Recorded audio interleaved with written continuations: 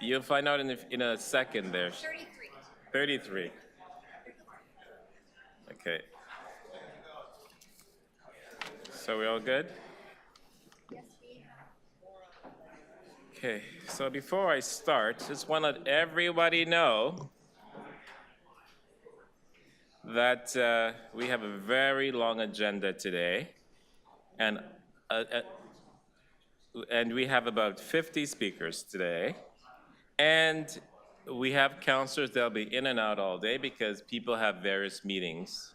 So we have to keep a close eye on quorum. So just be mindful of that. Pardon?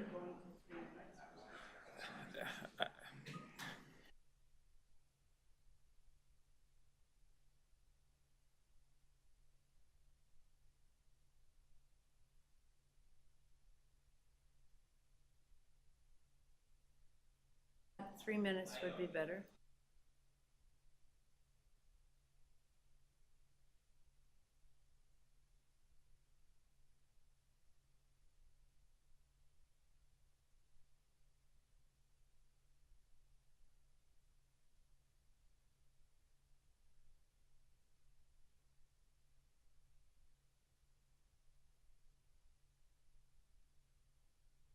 Anyways, as I was saying,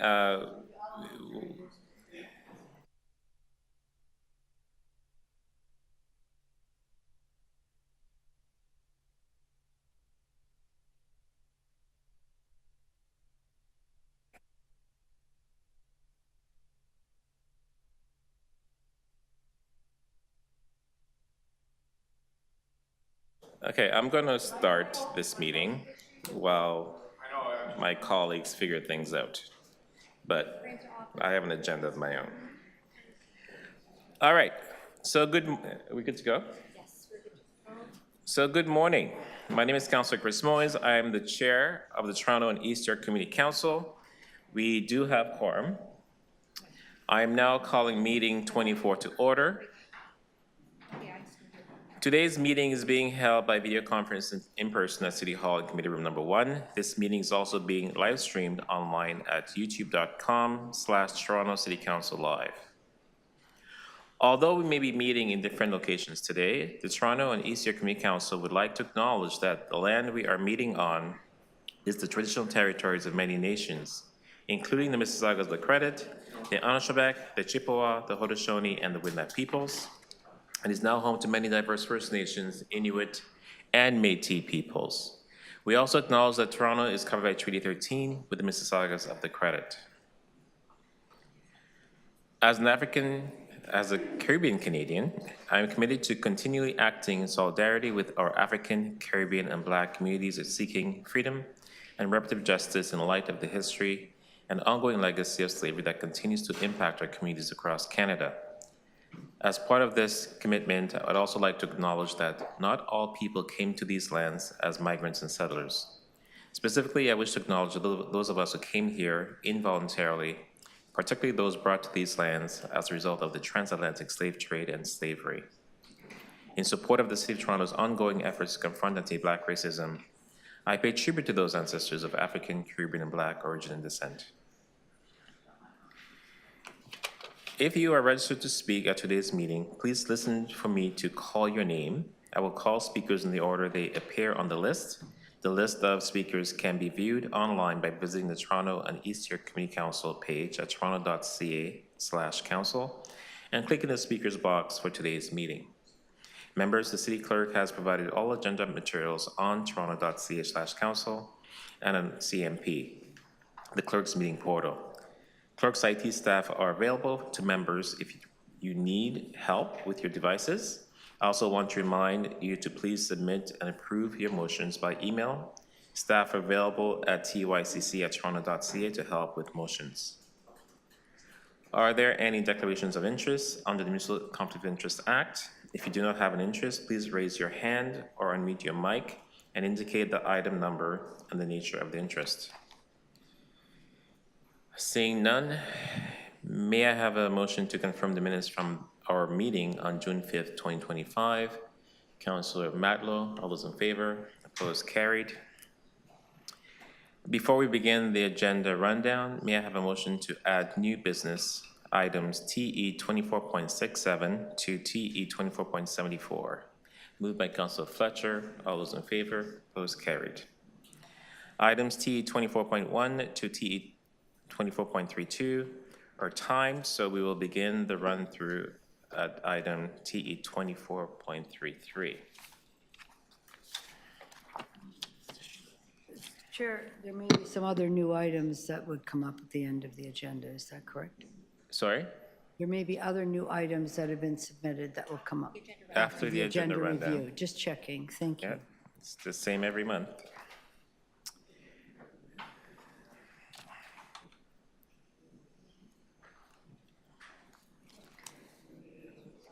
$33. Okay. T 24.33, changes to business improvement area boards of management. Who's here? Councilors Matlow. All those in favor? Opposed? Carried. T 24.34, encroachment appeals, 495 to 517 Wellington Street West. Proposed ground sign. Who has Deputy Mayor Malik's items? I have those items, and that's to defer to the next meeting, please. All those in favor of deferral? Opposed? Carried. T 24.35 has speakers. T 24.36, 137 Bond Street encroachment appeals. There may not be, I think the speaker is not going to be speaking for the 35 item. Sorry, 1 second. Oh, they are? Yeah, they are. Yeah, there's 2 speakers in the item. Oh, two, okay. Yeah. Sorry, 1 moment. Yes, T 24.36, the Bond Street, 137 Bond Street. I am going to move staff's recs. All those in favor? Opposed? Carried. T 24.37, 113 Young Street, 6 Adelaide Street East, encroachment appeals, permission to repair, restore, and maintain existing underground areaways. I'm going to move staff's recs on this item. All those in favor? Opposed? Carried. T 24.38, Gary Avenue Mobility and Public Realm Strategy Update. Councilor Bravo. Councilor Bravo, you want to turn your camera on? Yes, Speaker, I'm trying to. I'm almost there. There we go. Yes, I've asked to hold this item. You want to hold this item? Should we hold all your items till you get here, or? Just this one, and we'll deal with the rest. Thanks. Okay. T 24.39, that's also Councilor Bravo's. I'm going to hold this item for her. T 24.40, 2025 road openings and closures in the Portlands, Don Roadway, and Valier Street. Councilor Fletcher. Move the recommendations. All those in favor? Opposed? Carried. T 24.41, 1 Bloor Street West, Young Street at Bloor Street West, construction staging area time extension. Councilor Sachs. Yes, I have a motion to amend the date. Okay. All those in favor of the amendment? Opposed? Carried. As amended, all those in favor? Opposed? Carried. Thank you. T 24.42, 20 to 24 Front Street West, construction staging area. I'm going to move an amendment for this item.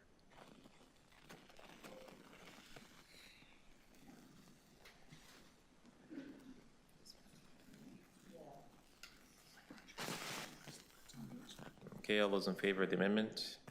Opposed? Carried. As amended, all those in favor? Opposed? Carried. Thank you. T 24.43, 53 to 55 Young Street, construction staging area. I'm going to move an amendment in this item as well, similar to the last one.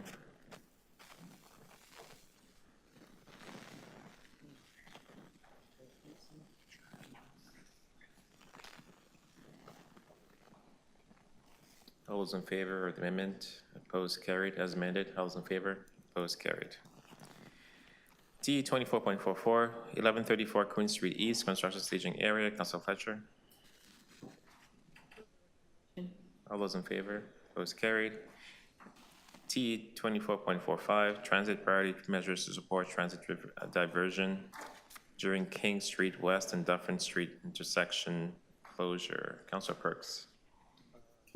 I'd be happy to move it, but it affects Councilors Malik and Bravo as well, so maybe we can hold on to Sorry, it. do I have that? What number is it? It's item 45, and it's, five. that impacts Councilor Perks, Bravo, and Malik's. I'm fine with it, I just don't know what the other two councilors. Hi, Malik, I'm still Deputy trying. Mayor's fine with that. Sorry. Deputy Mayor. Sorry, it's Councillor Bravo trying to start my Yeah. camera. I'd like to hold that, please. Want to hold it? Okay. Yeah, I'll be right in. Thanks. Okay. T 24.46, traffic management in Ward 14 related to King Street East and Church Street intersection project. Councilor Fletcher.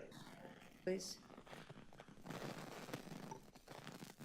T 24.47, accessible parking spaces, July 2025.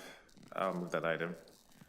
Just ask, my notes are incomplete. There's a space here which is listed as Jerome Avenue, and it should be Jerome Street. Has that been corrected? Okay, then I'm fine. Favor? Opposed? Carried. T 24.48, I'm going to hold that for Councilor Bravo. T 24.49, Councilor Bravo, I will hold that. T 24.50, Councilor Bravo, I will hold that. T 24.51, King Street East Commercial Loading Zone. I'm going to move staff's recs. All those in favor? Opposed? Carried. T 24.52, Danforth Avenue removal of taxi cab stand. Who's holding Councilor Bradford's item?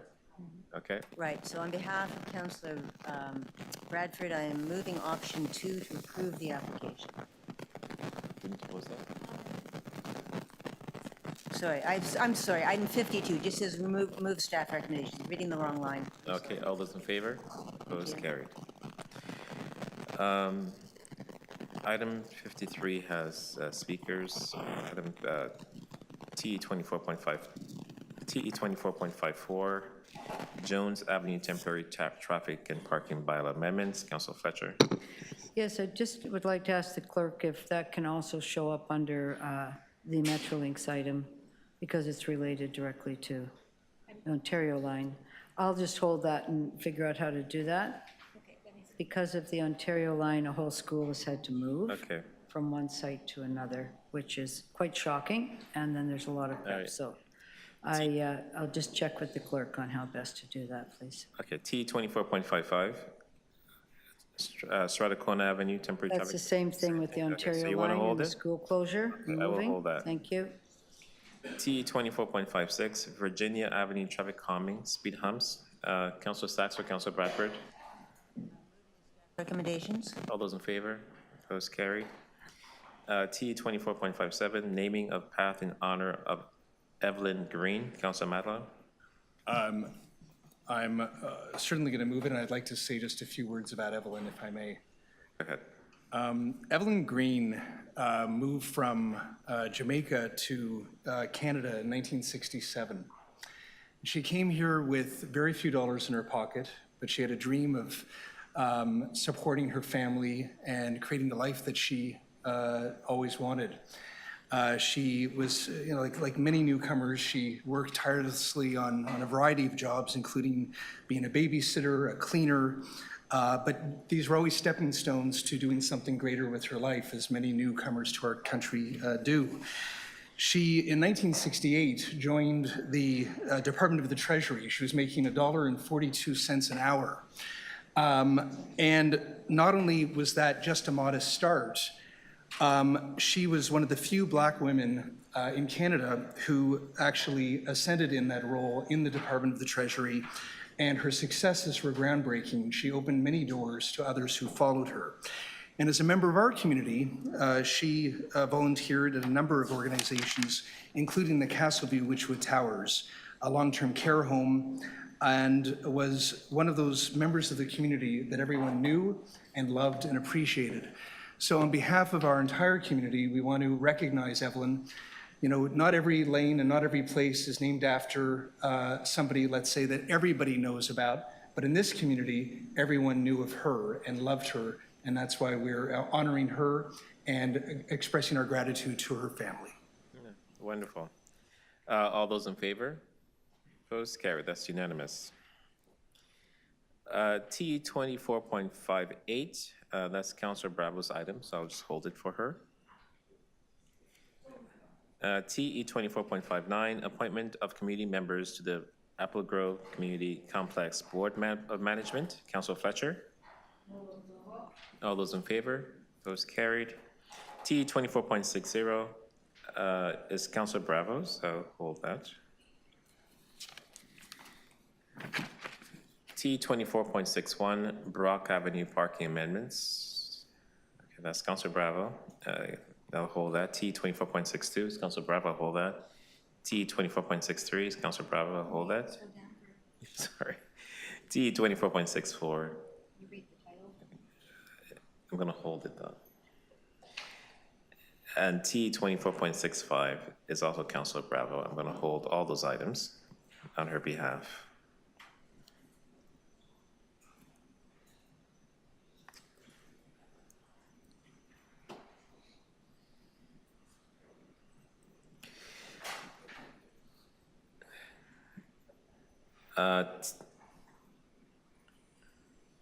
T 24.66, Ontario Line Construction Update, second quarter 2025. Okay, it's a lot of hold. T 24.67, advancing speed humps on Foxley Street. Councilor Fletcher on behalf of Councilor Malik. Yes. Number 67.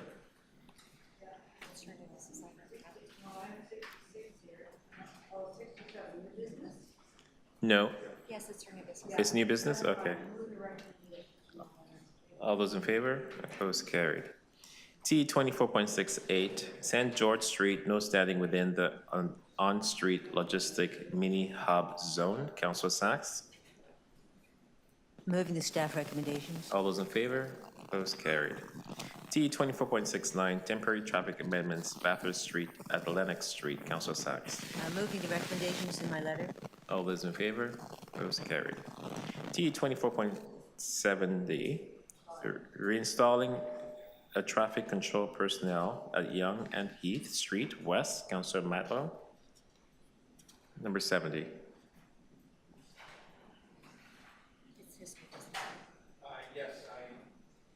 I move to approve. All those in favor? Opposed? Carried. Alrighty. T 24.71, reopening and amending Charlton parking changes. Councilor Matlow. We need to reopen. Yes, I do. Okay. All in favor of reopening? Opposed? Carried. And then I move it. And Councilor Matlow moves the item. All's in favor? Opposed? Carried. T 24.72, 2161 Yonge Street, part lot control exemption application decision report. Councilor Matlow. I move it. Right? Yes. Yes, okay. All those in favor? Opposed? Carried. TE 24.73, Logan Avenue and Carlo Avenue safety improvements. Councilor Fletcher. The recommendations in the letter. All those in favor? Opposed? Carried.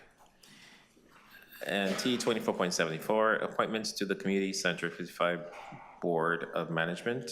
Councilor Sachs on behalf of Councilor Bradford. Yes, I move the recommendations in Councillor Bradford's letter. All those in favor? Opposed? Carried. Okay, so we have semi-finished the rundown. Since Councilor Bravo is here, we'd like to go through your items. Okay. Okay, so we have some additional new business items. So, Councilor Perks, I understand that you have a new business item to introduce. Temporary adjustments to parking regulations for 2025 Canadian National Exhibition. Yes, Mr. Chair, members, these are motions that get moved every year to change the parking regulations in South Parkdale around the exhibition. One of the motions is for streets that are under the delegated authority of this committee, and the other is for ones that we have to refer up to council. If you notice, there are staff reports attached to both laying out how we do it. It just couldn't get in time for the agenda closing. Okay, all those in favor? Opposed, carried.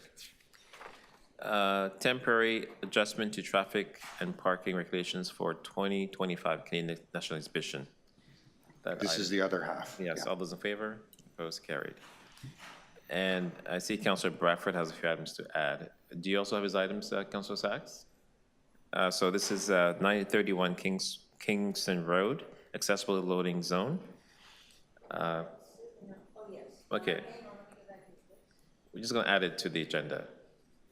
Yes, Okay. yes, please, I would like that added to the Okay, all agenda. those in favor? Opposed, carried. And there should be one more of it. Yes, all-way compulsory stop controls, Ludi Avenue and Alfresco Lawn.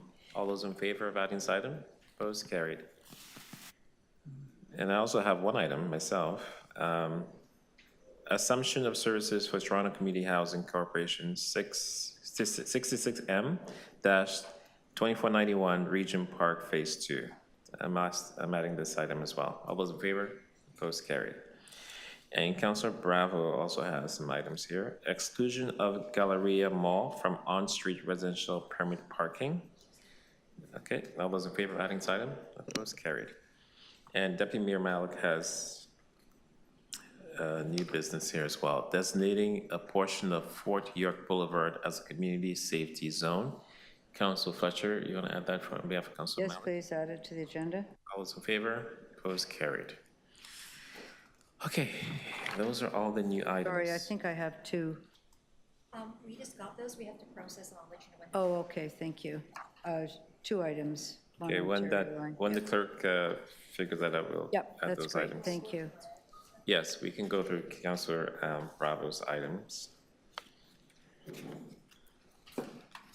Okay. T 24.38, Gary Avenue Mobility and Public Realm Strategy Update. Councillor Bravo. I have an additional recommendation for that, so we can consider it later, or I can move my motion if it's ready. It's just your motion. Yeah, okay, thanks. Okay. All those in favor of the amendment? Opposed, carried as amended? Nope, not it. Okay, that's the end. All right, that's good. T 24.39, permanent closure and dedication of a portion of the public laneway abutting 1747 and 1753 St. Clair Avenue West. Councilor Bravo. Move the recommendations. All those in favor? Opposed, carried.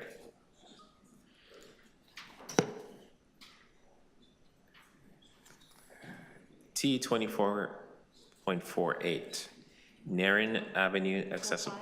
Sorry, 4-5? I think join that held because, yeah. Sorry, T 24.48, Heron Avenue acceptable loading zone. Councilor Bravo. Move the recommendations. All those in favor? Opposed, carried. T 24.49, Shirley Street accessible loading zone. Move the recommendations. All those in favor? Opposed, carried. T 24.50, Somerset Avenue accessible loading zone removal. Move the recommendations. All those in favor? Opposed, carried.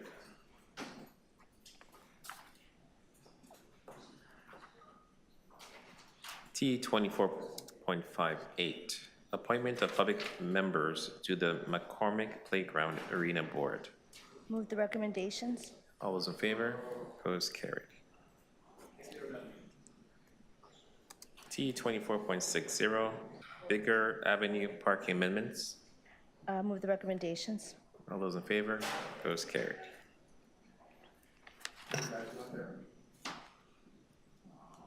T 24.61, Brock Avenue parking amendments.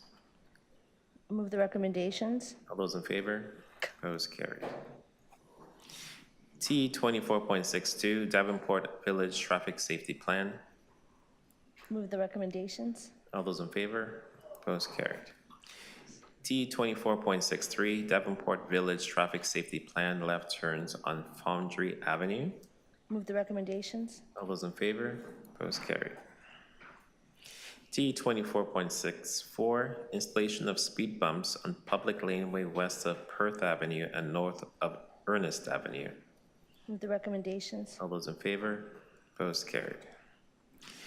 T 24.65, Stonehouse Crescent heavy truck prohibition.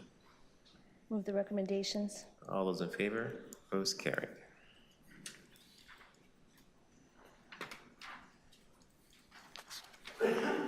Okay, that's the rundown for now. Let's go back to the top of the agenda. We have timed items. So, Mr. Chair, I'm just thinking, and just looking at you, Councillor Perks, that we're not going to get to that Ontario line item till after lunch. There's an awful lot of speakers here, and perhaps Mr. Toigo would like to be somewhere else for the rest of the morning rather than here. So if we're realizing that, then he could be freed up, because that's the only item you would have here. So that's My concerns with Mr. Toivo, so he's welcome to do whatever he wants. Well, I'm dance, still have a- holding it, he's gonna come back. Yeah. But he could not have to be here. I'm trying to let you go for the morning. well, there are many people that have to be here all day, but sure. What item is that? 66.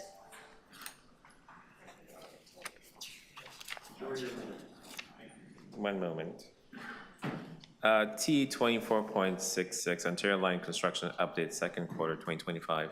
Councillor Fletcher, do you have questions for Mr.? No, I'm saying it won't be till after lunch, so he could go and come back after lunch. Oh, That's all okay. I've said. So Okay, he's leaving. okay. I'm sorry. Yeah, Yeah, all right, that had nothing to do with me. Okay, didn't hear what I said the first time, but that's fine, you heard it the second. T 24.1, 1930 to 1938 Bloor Street West and 3, 5, and 21 Quebec Avenue, rental housing demolition application decision report. We do have a speaker on this item. John Wyman, are you here? Can you come up to the front, and you have 5 minutes to debut.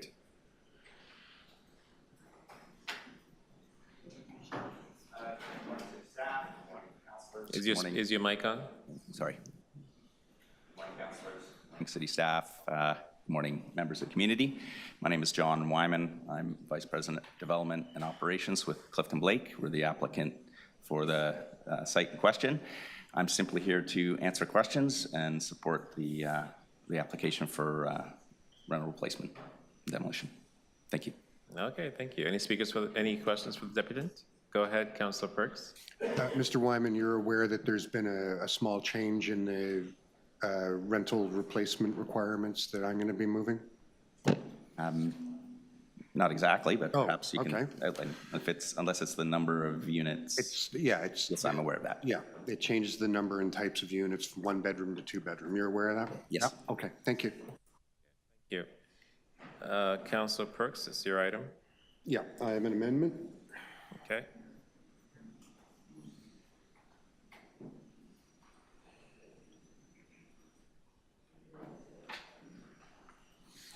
This is just a little bit of technical work to make a small change to the rental dwelling room replacements, increasing the number of 2 bedrooms and decreasing the number of 1 bedrooms, but the total of units remains the same. Okay. All those in favor of the... That as an amendment and then the item. Okay. All those in favor of the amendment? Opposed, carried. As amended, all those in favor? Opposed, carried. Thank you. Thank you. T 24.2, 340 to 376R Dufferin Street and 2 Melbourne Avenue, official plan and zoning bylaw amendment. Decision report. We have several speakers on this item. First up is William Piggott. Are you here? William Piggott? Okay. 5 minutes, go ahead. I'm being very strict with time today, so no one goes beyond 5 minutes. Let's go ahead, Mr. I Piggott. think you'll have a quorum. My name's William Piggott. My wife Carol and I have lived at 15 Melbourne Avenue since November of 1981. I'm speaking to you as a retired construction lawyer. 340 to 370 Dufferin should be redeveloped, but on the scale permitted by the official plan, which is about 8 stories. Now, I'd like to touch briefly on both process and design. First, process. On June 7th, 2022, this project was revealed to the community in a pre-application virtual meeting convened by Hallmark. The city actually received this application September 1st, 2022. The city then established a milestone schedule of 6 boxes to be checked as the application proceeded. Box 4 is the community consultation meeting. That's in quotes. The city convened one March 28th, 2023. Hallmark presented the identical pre-application rental project that we had seen on June 7th. This repeat was challenged and another community meeting was promised. The city convened a, quote, virtual community meeting May 5th, 2025. Hallmark presented the resubmission it had made December 2024. Attendees learned that this rental unit count, the rental unit count in this building, or series of buildings, had grown from 658 to 768, and the tower placing had changed. No presenter disclosed that another submission was coming. Hallmark did resubmit with a cover letter dated May 9th, listing 5 project changes. The letter does not reveal that the rental project is now a condominium. Pleas for affordable housing were made during the meetings of May 5th, 2025 and March 28th, 2023. Those are now moot. The city milestone chart records the community consultation meeting as March 28th, 2023. There have been 2 resubmissions since. As of May 9th, the project is a condominium. The March 28th community consultation meeting is basically a fiction. No community meeting of any kind has been held on the application before you. If this is to mean anything, these consultations, this project process failure can't be cured by speakers who have 5 minutes max. Now to design. The official plan gives Hallmark, as of right, a building height calculated on the width of the Dufferin right-of-way, about 8 stories. All the Dufferin fronting properties between King and Queen are 8 stories. The planning department recommendation here involves the exercise of a discretion, which is the word may found in the Planning Act. What's in the official plan? What supports the exercise of that discretion? Nobody knows. Now to scale and impact. Chapter 4, Section 4.1 of the Toronto Official Plan acknowledges the value of established, quote, neighborhoods, providing protection of their scale and stability. That protection extends to the 19th century neighborhood west of Dufferin. The developer plays down the impact west of Dufferin, largely basing their case on the intense development east of Dufferin, and also on the Ontario line, which is too distant from this project to be practical. Hallmark interaction with groups west of Dufferin has been limited and very selective. Hallmark has made no outreach to area residents. Preservation of the unremarkable Lennox facade on Dufferin and adjacent industrial buildings are featured by the developer. Meanwhile, the Toronto Heritage Register buildings at Melbourne Place are dismissed. After all, they'll be physically intact after redevelopment. That's true of the whole neighborhood, physically intact. Being physically intact is not the intent of the neighborhood protection. It's more nuanced than that, involving respect for the scale, stability, and sustainability of what's already in place. Hallmark downplays the vibrant neighborhood west of Dufferin, hoping to persuade the city to upzone and considerably upvalue its 2017 purchase. Councillor Perk's newsletters regularly advocate for mid-rise, multiplex, and affordable housing. His support for this project is off message. I respectfully urge this committee to send Hallmark back to the Planning Department for reconsideration of scale, followed by a real community consultation. Your time, sir. Thank you. Excuse me, there's no applause in the committee chambers, okay? Thank you. Any questions for the deputant? Seeing none, thank you. Next up is Aaron Weatherspoon.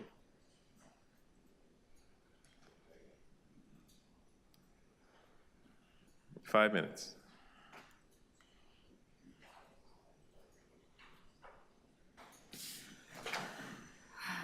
Okay, hello everyone.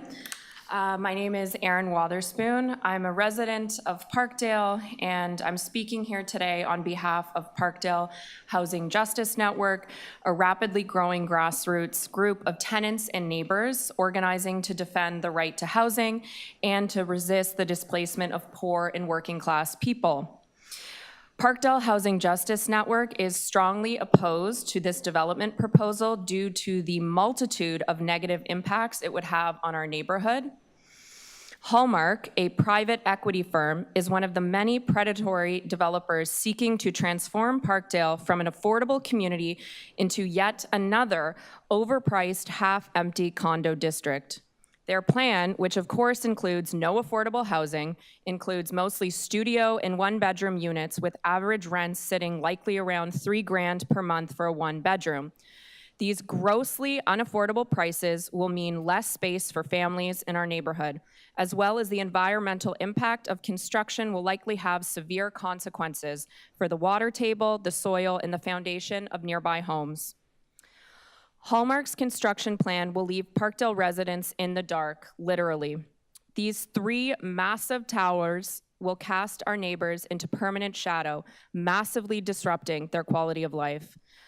One especially strong concern we have is the fate of Parkdale's ODSP office. Despite vague reassurances from Hallmark's proposal, this crucial service will certainly become much less accessible during construction, and its long-term presence in our neighborhood is far from assured if this project goes ahead. There are a high number of vulnerable persons in Parkdale that rely on access to this ODSP office.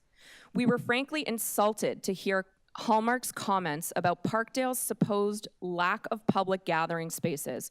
This attitude shows a bewildering lack of awareness of Parkdale as a vibrant community and complete ignorance of Parkdale's rich history of community organizing and resistance, from the Pope Squat in Masaryk Cowan Park to the many successful and inspiring rent strikes. Hallmark's statement that they will create spaces for the public simply cannot be taken seriously. At best, they will provide an over-policed outdoor area accessibly only to the right kind of people. Meanwhile, this construction project will massively disrupt one of Parkdale's most unique public spaces, the Milky Way, a beloved alleyway filled with public art and a community garden. Just last summer, our group hosted a community barbecue there that brought over 100 neighbors to rally against yet another predatory developer. Under Hallmark's plan, this unique community-anchored alleyway would absurdly be turned into a detour for traffic from Dufferin Street. In other words, Hallmark's private equity aspirations would literally be trampling on our community spirit.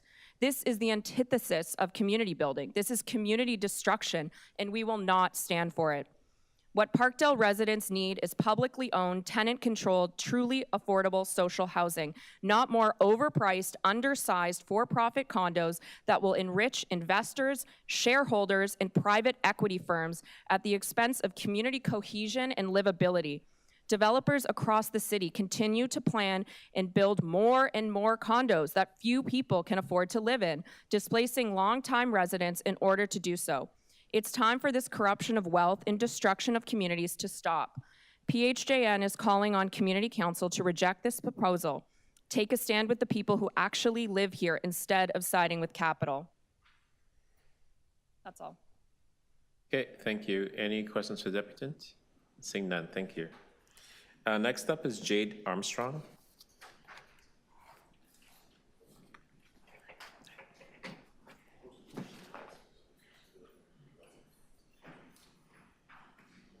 Thanks.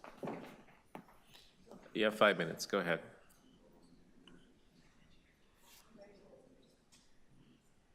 Hello. Hello, hello, hello, hello. Do I have to turn this on? Testing.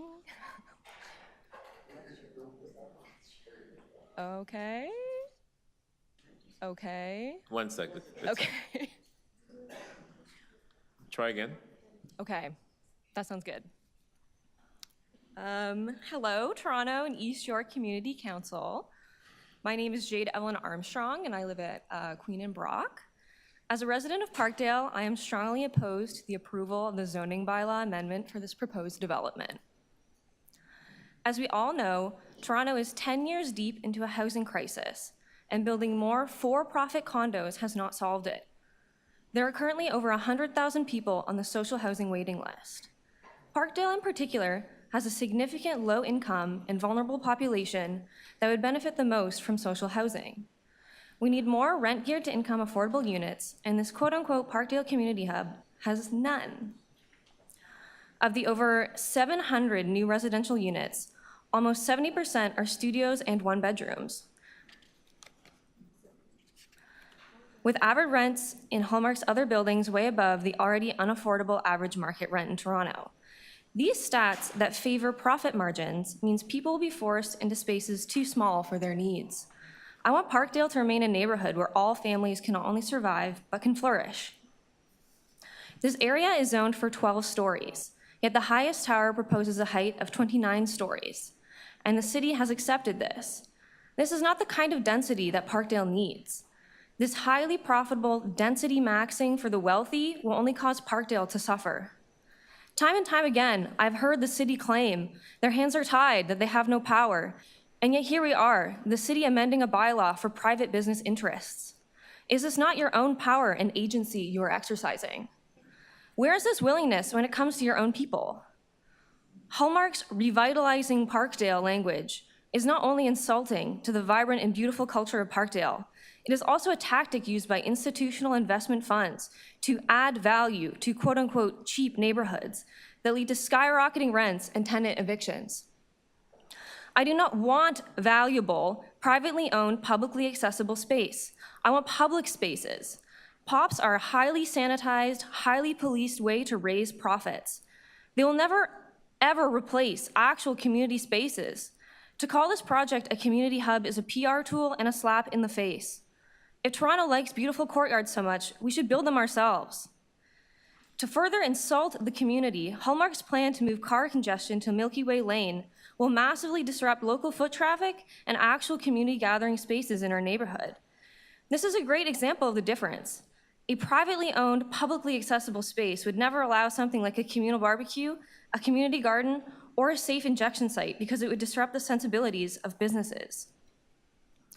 I am also concerned about the future of the ODSP office with this development. I worry that the office will be difficult to access due to construction. Hallmark states, through the development application review process, there will be no impact to existing tenant operations. This is a frustratingly unclear statement about what happens after the review process. It's unacceptable for the city to allow such uncertainty for a crucial service, considering the high number of vulnerable people in the area. I'm also angered that a vital public institution will be paying rent to a private company. I do not want Parkdale to become Liberty Village. Parkdale is a beautiful, community-oriented neighborhood that I love living in no small part due to its affordability, community care, immigrants, families, and actual public community spaces. We are here today specifically to talk about amending a height bylaw, but it's so much more. It is a symptom of a wider, problematic practice in the city of making the smallest concessions to developers while refusing to listen to the needs of actual residents. Left unchecked, private equity firms like Hallmark will always build the most expensive thing they can. They never have, and they never will, build proper, affordable housing. I am not against development, but the development Parkdale needs is publicly owned, affordable, social housing whose rent is geared to income. Currently, there are 20 proposed developments in Parkdale, and only under 12% are slated to be affordable. This is shameful. Housing is a human right. Toronto and East York Community Council, I urge you to reject this proposal. Okay, thank you. Any questions for the deputant? Seeing none, thank you. Craig Yunes? 5 minutes.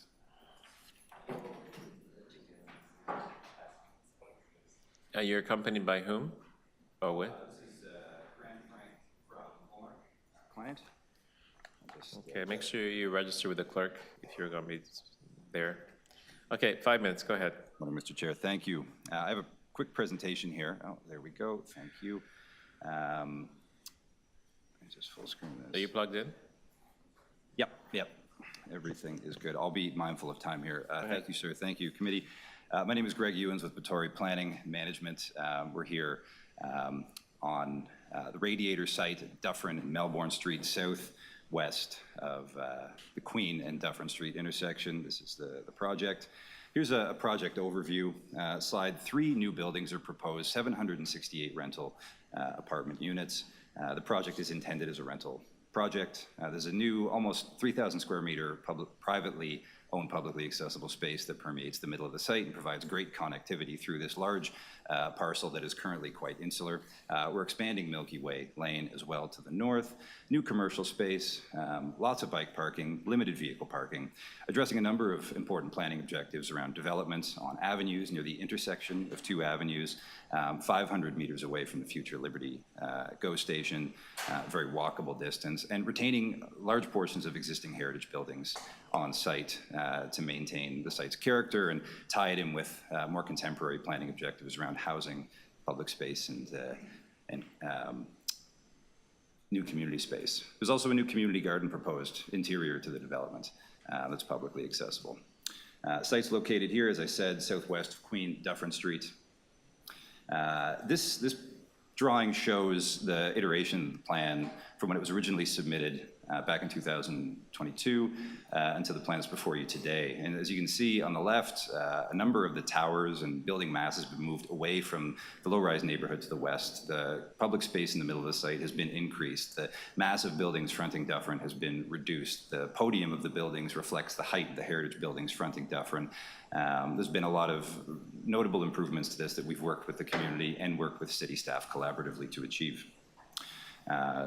This shows on the left the original iteration, which had public space shown in green, and the expanded, wider, more accessible, with more access and permeability through the site public space at almost 2,800 square meters.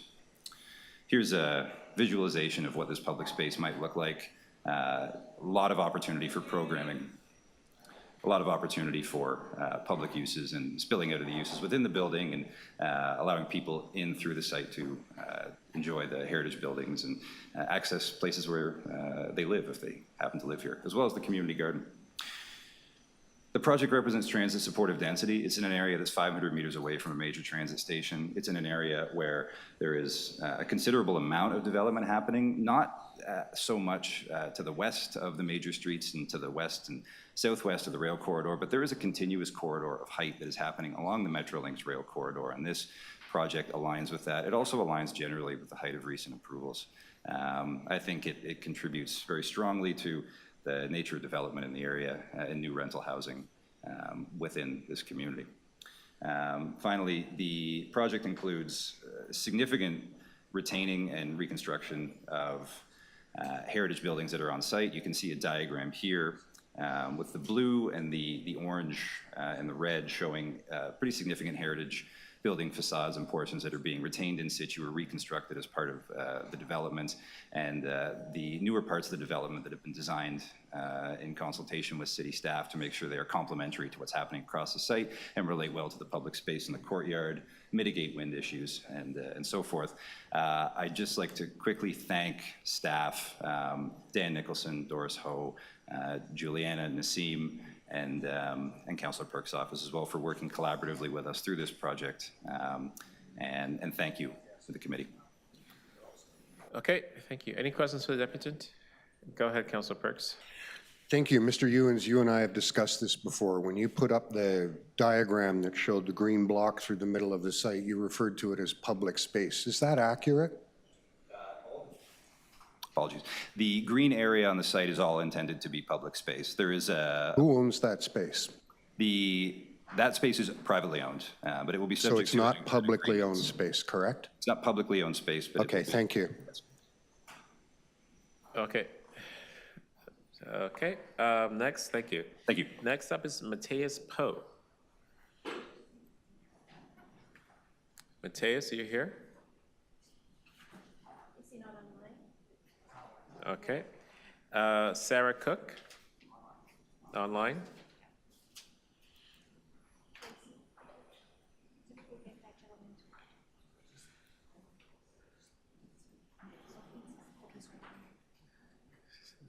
Sarah Cook?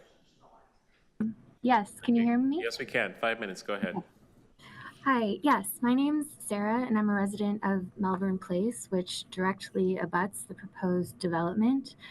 All of the previous speakers, William and Aaron and Jade, did such a good job of characterizing what I believe this development is intended to be and the ways I think it will fail very dramatically to add at all to the community and accomplish these like space maker places that it purports to do. So I'm sorry, I'm not a good speaker, but as a resident, it, as someone whose life will be so dramatically and directly impacted by this, it's so hard to speak here because it feels completely hopeless.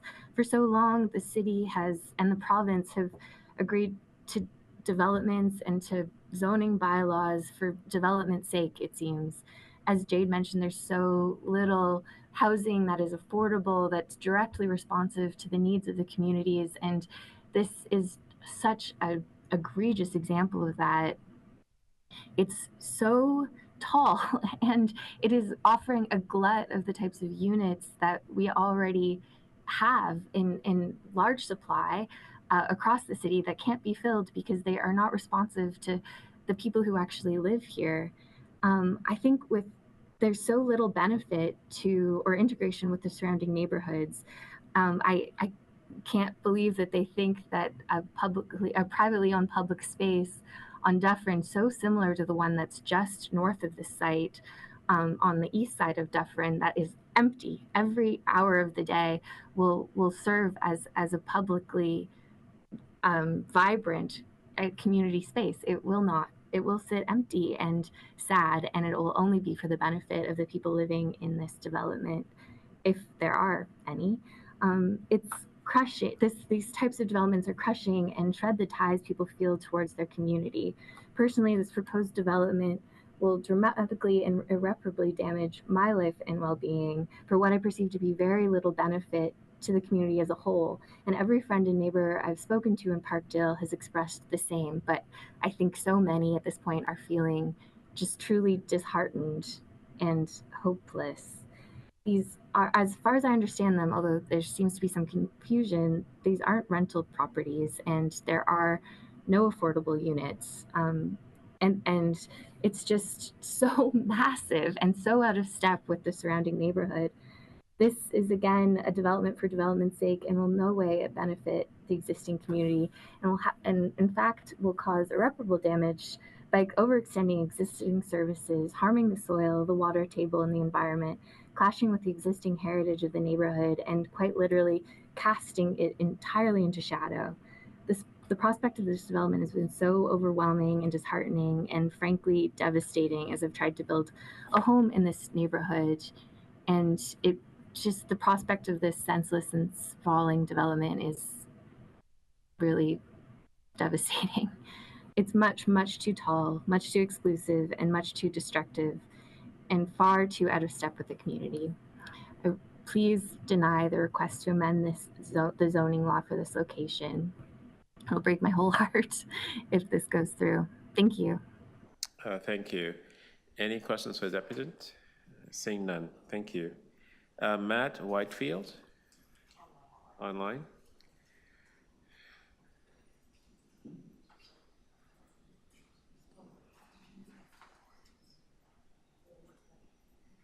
Matt, can you hear me? Okay, 5 minutes, go ahead.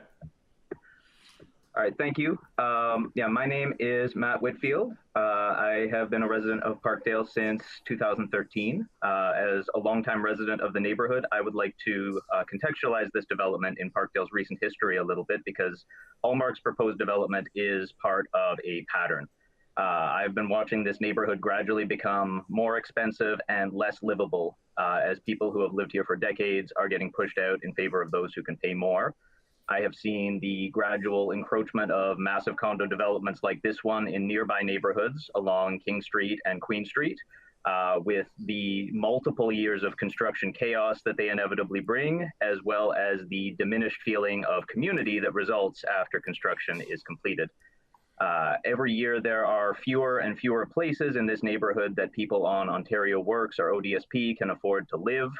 And it's a story that we've seen repeated in so many corners of this city. It's a homogeneous flattening out of once unique neighborhoods. Other speakers have raised more detailed and technical objections to the particular details of Hallmark's proposal, but I have to ask the councillors voting on this a broader question. Is this the kind of city that we want to live in?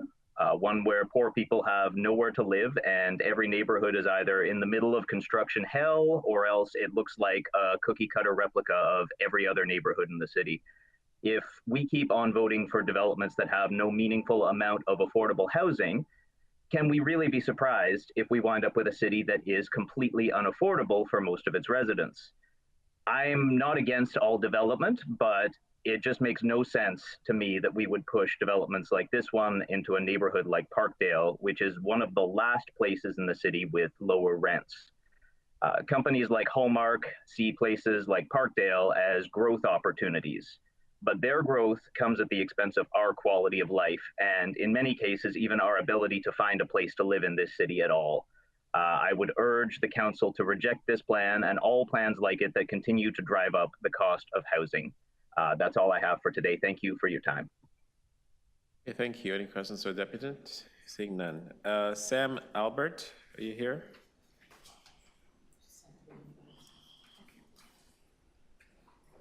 Alberg. 5 minutes.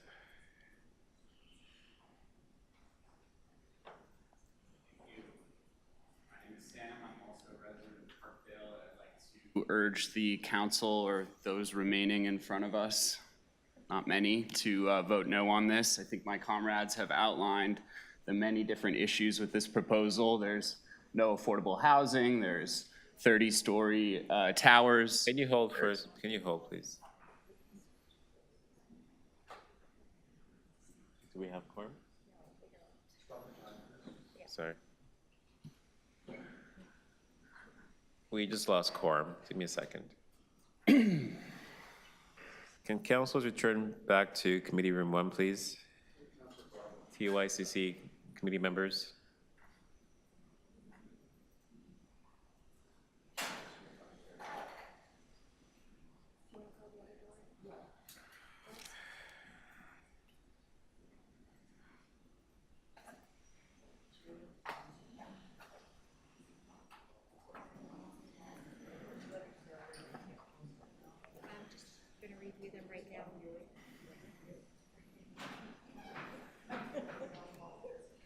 While we're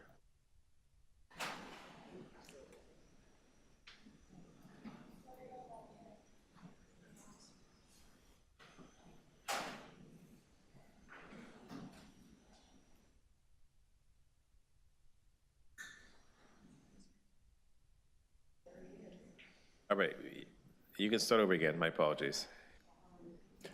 Thank you. My name is Sam Alberg. I'm a resident of Parkdale. I'd like to implore the council to reject this proposal. I think my comrades and the many speakers today have outlined the numerous reasons that this needs to be rejected.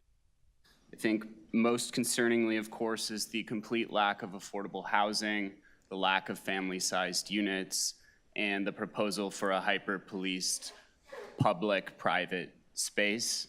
As folks have mentioned, the displacement or potential displacement of the ODSP office is of grave concern to those of us in the neighborhood. I'd also just like to point out that Hallmark need not build anything to make millions off of this property. That As our group has met with a number of developers and politicians over the last number of months, many have said, oh, construction costs are really high. This likely won't get built, certainly not anytime soon. And so I think that begs the question, why approve it? And I think we all should investigate, the fact that an approval puts millions of dollars into the pockets of these firms without them needing to do much of anything other than a 5-minute presentation, a couple of environmental studies, and a few sham council meetings. And they can walk out of it tens of millions of dollars richer. So this process is broken. Parkdale rejects this development, and I implore on the members that remain to please reject this development. Thank you.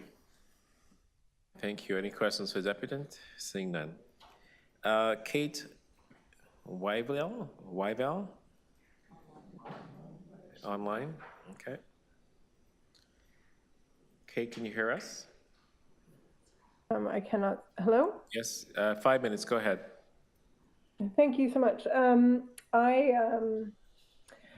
My name is Kate Weibel. I am a resident of Melbourne Place, which is adjacent to the property that is proposed. And I just wanted to speak on behalf of my neighbors in this small community of heritage homes that are located directly across from Hallmark's proposed site. I have not prepared many remarks, but I just do want to say a few things in opposition to the rezoning of this property.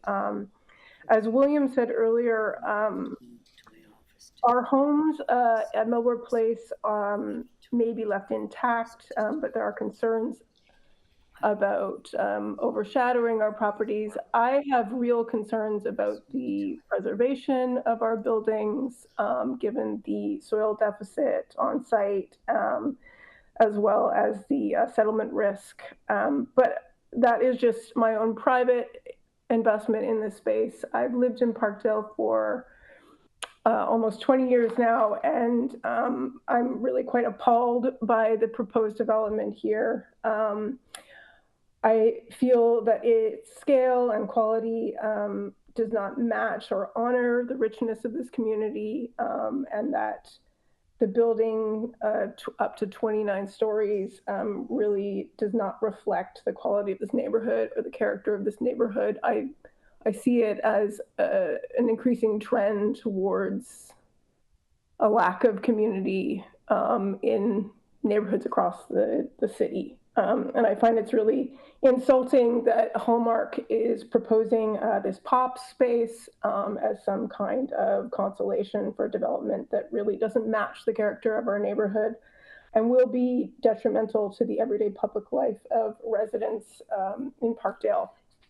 I do, as someone mentioned before, there is a lack of family-sized housing, a lack of quality housing being proposed for this site, and I think that is very detrimental to the public life of Parkdale, and I'm very sad to see it happen to our community, be proposed for our community. I do understand that there's a lack of housing, but I'm not sure that we should be increasing the population of Parkdale when we're not really adequately serving the residents. This public space that is proposed is just south of a current area that is serving a lot of unhoused communities. And I feel that we're not adequately serving them. And I worry that this public space is only going to further alienate those communities. And I also worry that Hallmark has not really adequately consulted with communities or does not actually understand Parkdale. And that is really being disregarded in their plans for this space. And I worry that they are going to continue to disregard the needs of the local community without any lack of meaningful community consultation. So I would urge the council to vote no on this proposed rezoning. I think it's just going to enable Hallmark and other future developers to build at a scale that really does not reflect our community. And I worry that this is sort of just the beginning of a pretty sad future for Parkdale. So that's all I'll say, but thank you to the council for your time, and thank you to the representatives who facilitated this meeting. Thank you. Any questions, Deputy? Seeing none. Any other speakers on the item? Seeing none. Councillor Perks. Thank you. I have no questions of staff. So,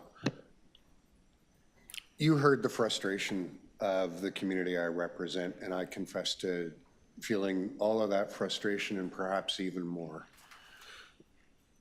One of the things, and I think I signaled it in my question to the deputants, is, and this is a common problem, the way developers misrepresent what it is they're doing. This tendency of developers to describe all kinds of benefits to a community, benefits that don't actually exist. Continuing to refer to a privately owned space just flat as a public space is, of course, dishonest.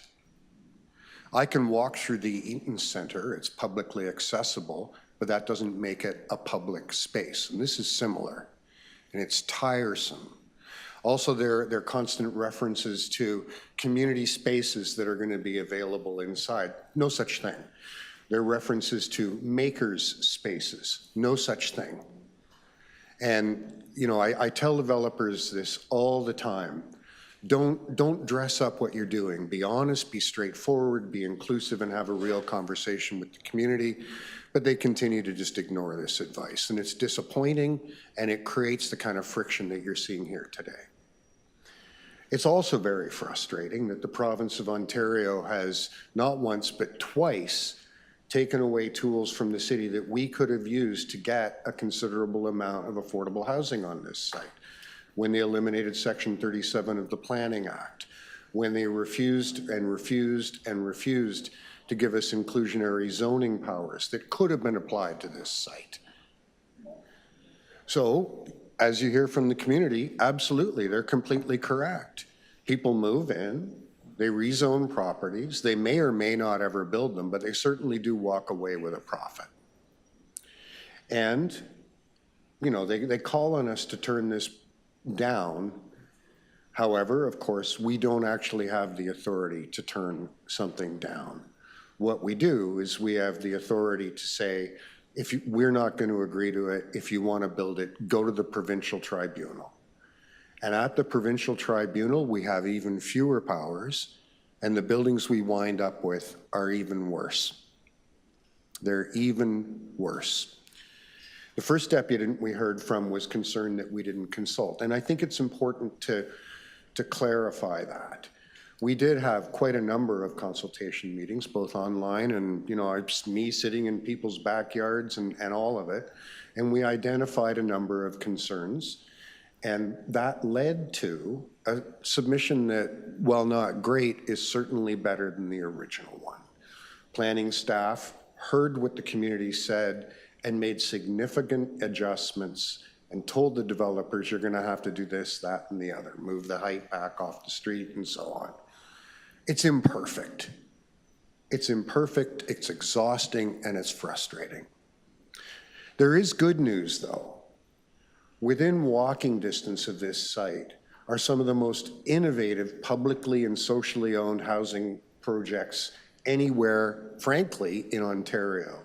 We have a social medicine housing project that we've done jointly with the UHN. The Parkdale Activity Recreation Center is under construction just a block away from this site. The Parkdale Hub, which is going to be an integrated community service, recreation, library, and housing project. We just sent the request for proposals out that. I could go on, there's half a dozen more.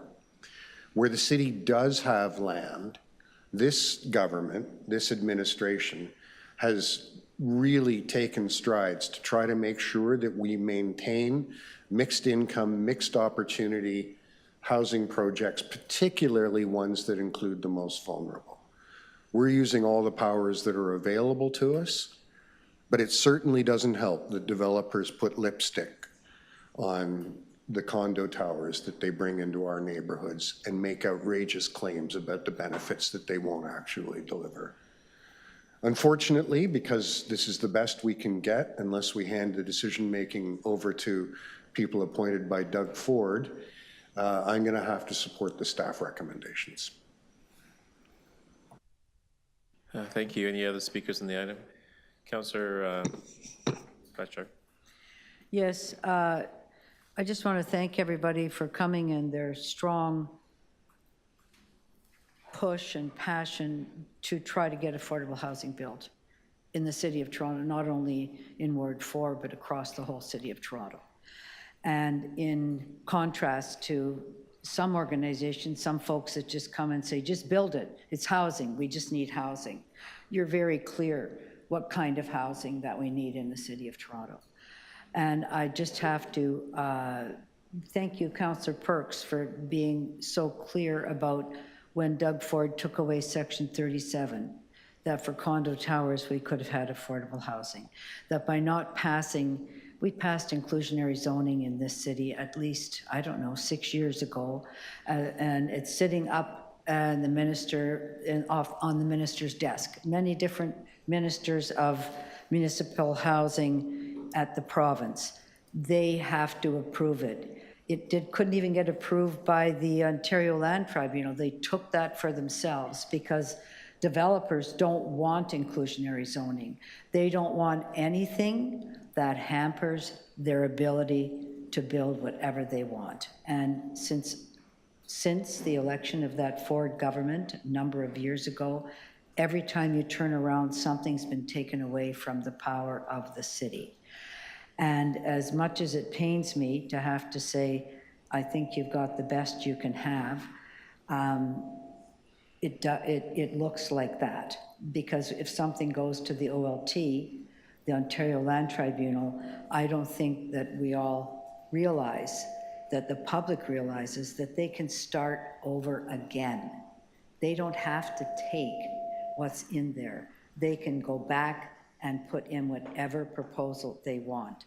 So really and truly, we are being held by very tight hands in this situation. And it's heartbreaking because every development I have in my ward, I would like to have affordable housing.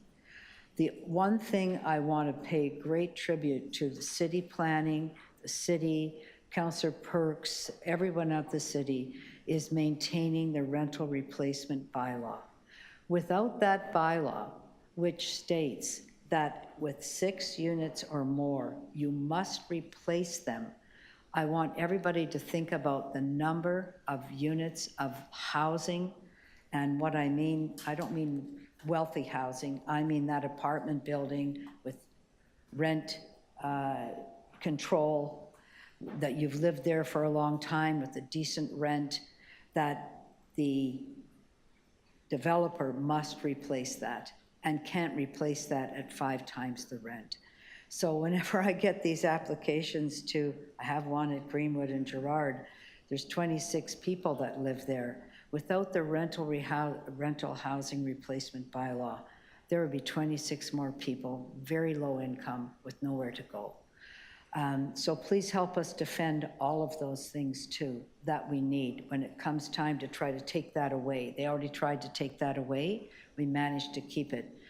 There are very few tools that we have. We will use every single tool available to us to maintain affordable housing stock and to build as much affordable housing as possible in a very difficult situation with almost a Trump-like approach at the provincial level. So with great difficulty, I will have to support you, Councillor Perks, but I really had to say those words.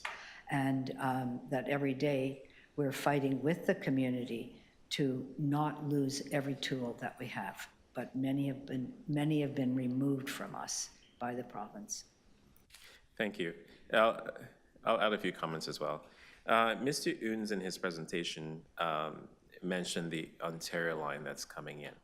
And I have the same issue in my ward of Toronto Centre in that it is viewed as a transit-oriented neighborhood. And as a result, one of the requirements is that there's density around transit lines.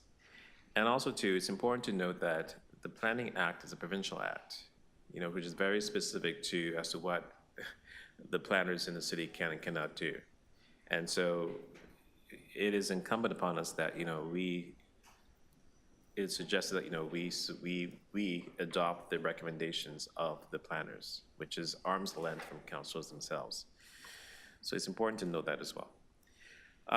Council Perks, you wanted to move staff's recommendation. Okay, all those in favor? Opposed? Carried. Under duress.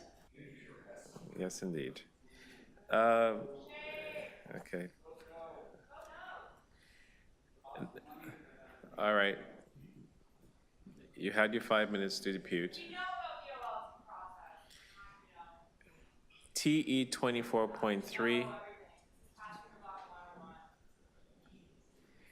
TE 24.3, 358 to 360 Dufferin Street, including structure addressed at 350 Dufferin Street. Alterations to and demolition of heritage attributes of designated heritage property under Section 33 and 34 of the Ontario Heritage Act, and authority to enter into a heritage easement. Councillor Perks. So item 3. I'll move the staff recommendations. All those in favor? Opposed? Carried. T 24.4, 101 to 105 Spadina Avenue and 363 Adelaide Street West. Zoning bylaw amendment application. Decision report. Councillor Matlow. That was actually Deputy Mayor Mallett's board. Oh. Item 4. Okay, item 4. Sorry. Councillor Fletcher for Councillor Malik. Item number 4. Move staff recommendations. All those in favor? Opposed? Carried. Try to see if there's any Okay. T 24.5, 126 to 130 Avenue Road, zoning bylaw amendment application, decision report. There are speakers on this item. Susan Coulter. Mr. Chair, if we could hold this down for a few minutes, or we can have the speakers now, but I'm still waiting for legal on a motion. Well, let's get through the speakers. Get through the speakers, there are that's fine. 6 speakers on here. That's so. fine, thank you. Susan Courtier. No. Sandra Shaw.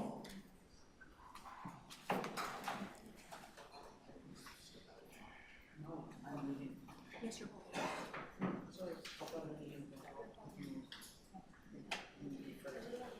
defer to September. Yes. Go ahead. Okay. 5 minutes. Can you hear me? Yeah. Can. Good morning, councillors. My name is Sandra Shaw. I'm a director of the Board of the Annex Residents Association, and I'm representing our Planning and Development Committee for this item. I would like to note that there have been no working group as we had in the past, including for the development of 110 116 Avenue Road, referenced in the developer's letter to the members of TEYCC. If such a working group had been formed, as was our practice in the past, it is likely that the described issues could have been resolved before this meeting. The residents of Bernard Avenue have not been consulted beyond the one and only public meeting based on the March 6, 2023 application, not by city planning, the councillor, the developer, nor the RAs on the east side of Avenue Road. They will be most affected by this development, and we are speaking on their behalf. So at this point, we urge you to refuse motion 2025 TE 24.5 as proposed until the issues described in our letter are resolved. Suggesting that resolution might be found through site plan discussions provides no guarantee of success. The resolution should be embodied in the proposed bylaw or alternately in a letter of undertaking from the developer to ensure commitment of the necessary improvements identified in this project. We briefly, here are the issues that were raised in the letter.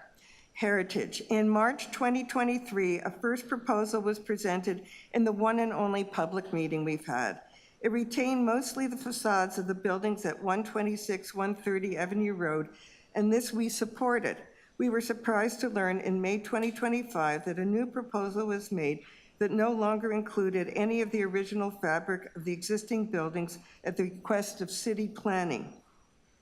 I will add that the East Annex Heritage Conservation District came into force in 1994 and was initiated by the Annex in collaboration with the city. It is important to us. City planning's request to eliminate the original buildings to widen the sidewalks about 0.59 meters sets a bad precedent for this and other HCDs. Of course, we support wider sidewalks. However, minimal effort has been made for the streetscape. There does not appear to be recognition that the existing parkettes along the south facade of 126 Bernard and across the road are city-owned, and residents of Bernard help to cover the cost of the parkette's furniture. Furthermore, bearing hydro lines should be a required standard along major venues. As for garbage pickup, the Class G garbage pickup in the first proposal has been replaced by Class C in the recent proposal, which is permitted in buildings with 60 or fewer units. Imagine 25 95-gallon full garbage bins lining Bernard Avenue in front of the proposed cafe, 2 evenings followed by 2 days per week during the summer heat and blocking the sidewalks in winter. We would prefer a more environmentally friendly Moloch system if a Class G system cannot be reinstated. As far as e-commerce and regular commerce go, because there will be retail in the new development, there is no provision for internal pickups and deliveries. This will aggravate the long-time problem of delivery trucks parking on the boulevards and sidewalks of Narrow Bernard, which is a one-way eastbound street to Avenue Road.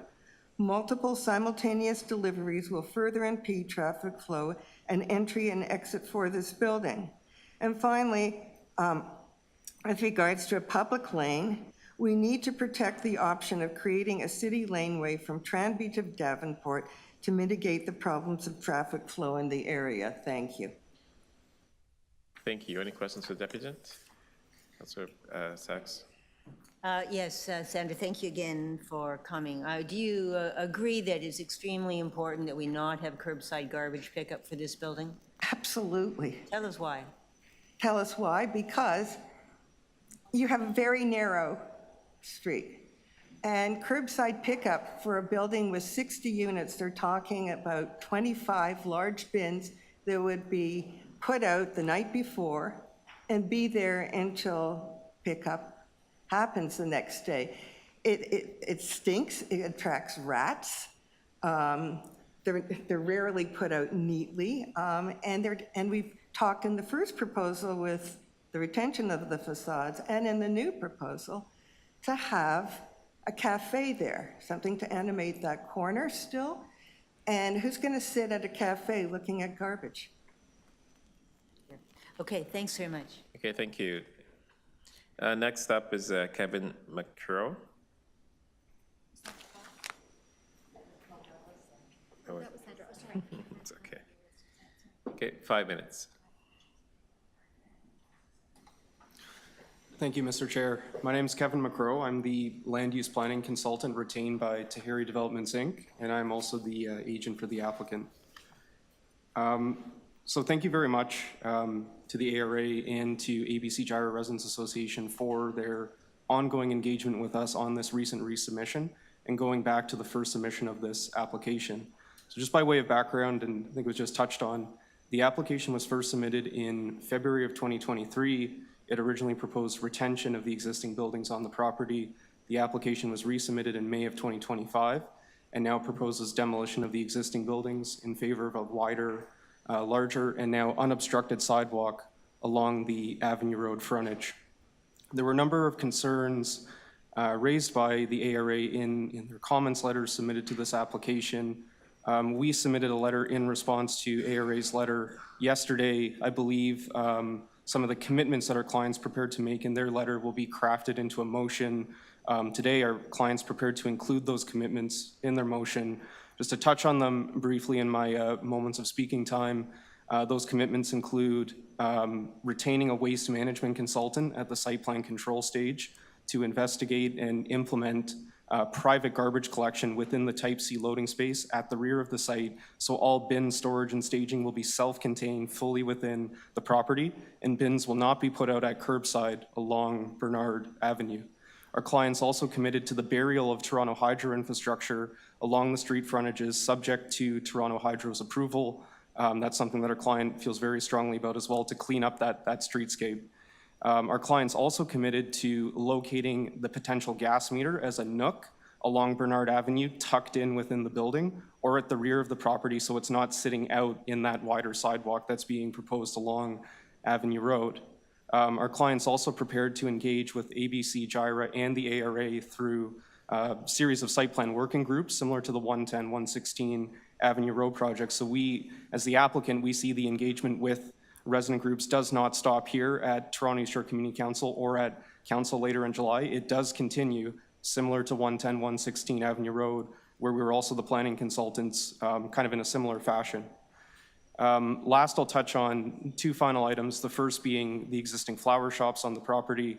Between now and the later July council meeting, our client's prepared to acquire letters from those existing flower shops in support of the right of first refusal, which he's committed to in his letter.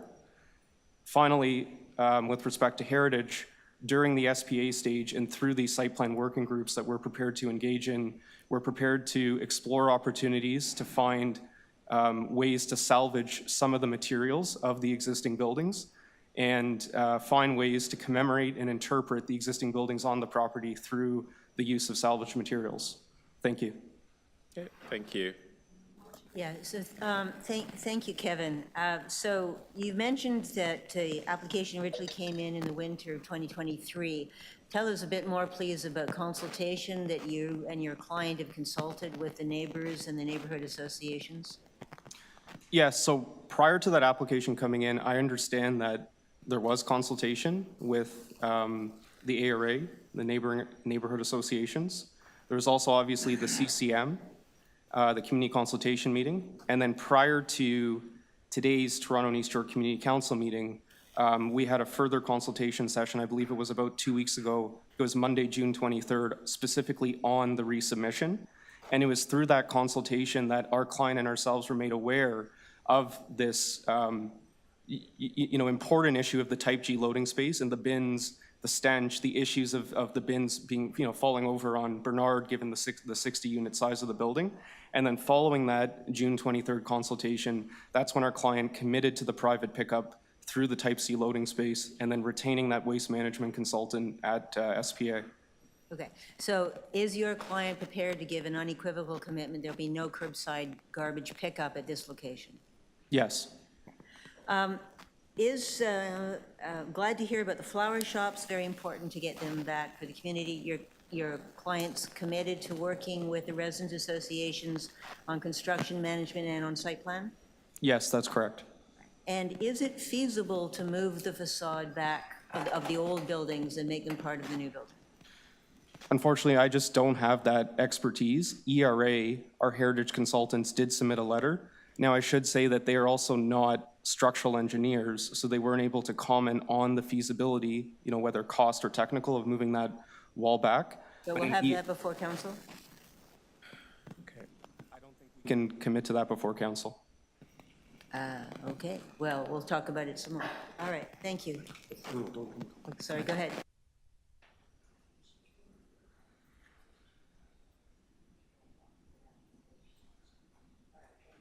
How is your client prepared to commit and secure their commitment to private garbage pickup, given the uniform opposition of the community to curbside pickup? Sure. So between now and council, we're prepared to continue working with David Dreger and Aviva in community planning, perhaps through the site-specific bylaw to the extent that we can under the Planning Act. We're also prepared at SPA to work with David Dreger and Aviva Pell through the site plan agreement and the notice of approval conditions to potentially perhaps restrict the location of bins along that frontage and just continue to work with staff to find a way so that it's implemented in a fashion that would only support the private pickup. Okay, but clearly your client will consent to conditions that this building cannot have curbside pickup. Yes. Thank you. Okay, thank you. That's it. Thank you. Next up is Hordad Ganjarhari.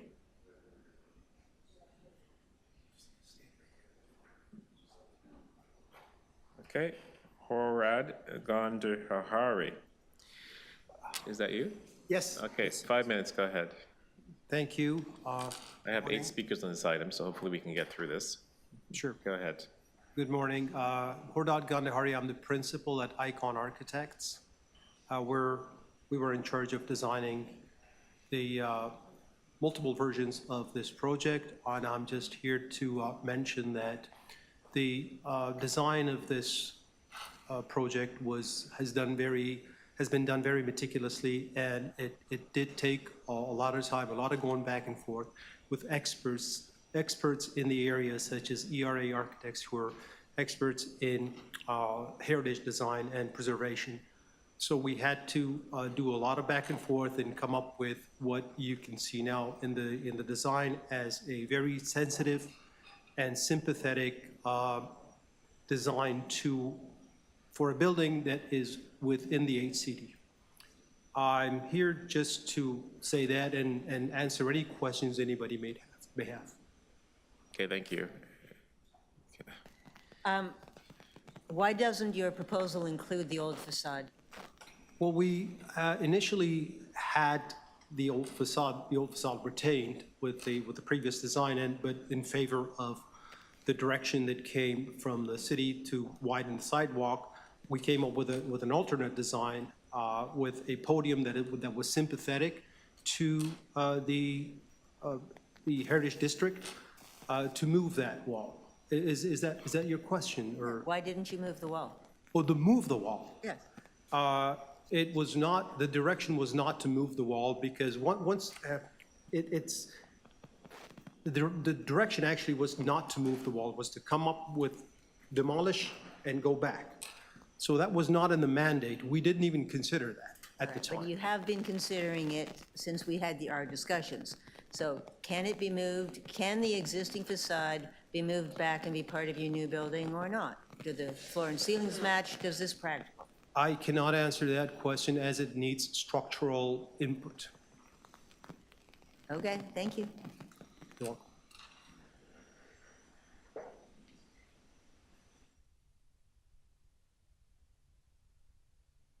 Thank you. Next up is Ian Carmichael. 5 minutes.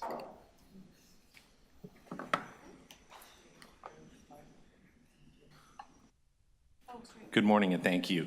My name is Ian Carmichael, and I am one of the co-chairs of the ABC Residents Association, and I find myself here in the uncomfortable position of supporting staff recommendations. Many of you who know me know that we are a loud and vociferous and active residents association, and we are most often unhappy with suggestions that staff in the city is making. In this case, though, we've been involved with the applicant and with the city, and most primarily with the planning department, in terms of trying to advocate for what we think is important and necessary on this site. The original application, the original submission came in, of course, with the building being retained, the facade being retained, but sadly, that retention meant that the city sidewalk was not only inadequate, but in fact dangerous. And so we said, is there something that we can do? Because it's crucial, Avenue Road is a great street in the city of Toronto, and it needs an impressive public sidewalk. It needs a sidewalk that can accommodate lots of pedestrians. We would love to see some street trees. We would like to see some animation on that section. And so we sort of went back to the heritage report in the HCD, and as you know, these buildings are in fact unrated and non-contributory in the heritage report. And so it was deemed that it is in fact appropriate for them to be demolished and for a replacement building to be built that is sympathetic and that sort of serves as a transition and a transitory entrance into the HCD to the west. And so we did not actually, we didn't really discuss it, but it was sort of, because it wasn't a heritage asset, we didn't see, frankly, why it was necessary to move an unrated building. So that's where we are. We would prefer that the developer spent his money and his effort improving the public realm, doing things, for example, like on-site garbage, which the city's rules don't require him to do. The city's rules allow him to do curbside pickup. And him agreeing to on-site garbage is in fact a concession and something that will cost him money in the long term.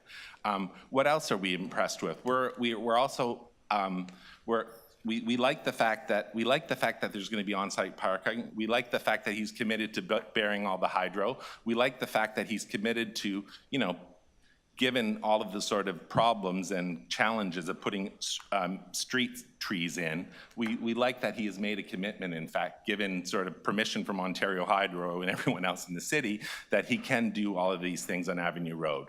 We believe that the improvements to this plan are in fact substantial and beneficial to the community, and as such, we support the application as it stands. And remember, we have a positive report from both Heritage and Planning for demolition of this building. Thank you very much. Okay, thank you. Any questions for the applicant? Seeing none, thank you. Next up is Mary Helen Spencer, or Spence. 5 minutes.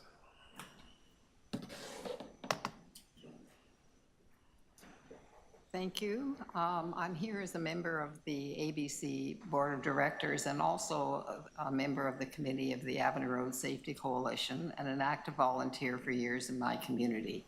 I live about a block from this site and will be able to see it from my home. I have also walked in your shoes many years ago as a municipal councillor. That experience taught me a lot of things, but particularly that politics is the art of the compromise, and you can't please all of the people all of the time. On looking back over the last 2 years of scrutinizing this application along with my colleagues, the first reiteration retained the buildings, but caused a number of problems. The community and the local residents association solidly and unitedly rejected that option. That rejection and those concerns resulted in the revised application that you have before you today, an application recommended by the Heritage staff and your planning staff and the ABC residents and GIRA associations. I'm actually confused with the idea of rejecting this application. I've been taught there are consequences to our decisions, and the consequences I see of not approving the staff recommendations is a potential appeal to a tribunal where we as residents will have absolutely no say in what is happening. The applicant can present an application that could be higher and denser to the one before you today, and the city staff will be unable to present a city case against that because they've already written their professional opinion to approve the application. Yes, the application does have problems, but the Greater Yorkville Residents Association and ABC has worked very hard over the past few weeks with the city staff, the developer, the consultants to solve the outstanding issues. You have a letter before you today, a letter that was requested by the ARA and ABC and GIRA, and those commitments have been reiterated today by the developer staff. We urge you to approve the staff recommendations. Thank you. Thank you, Councillor Sachs. Yes, Mary Helen, I know you've worked for many years for wider sidewalks on Avenue Road. Why are they important?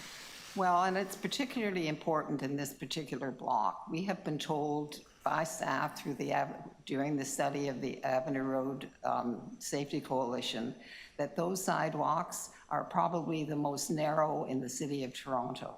They're extremely dangerous. Two people cannot walk by them side by side.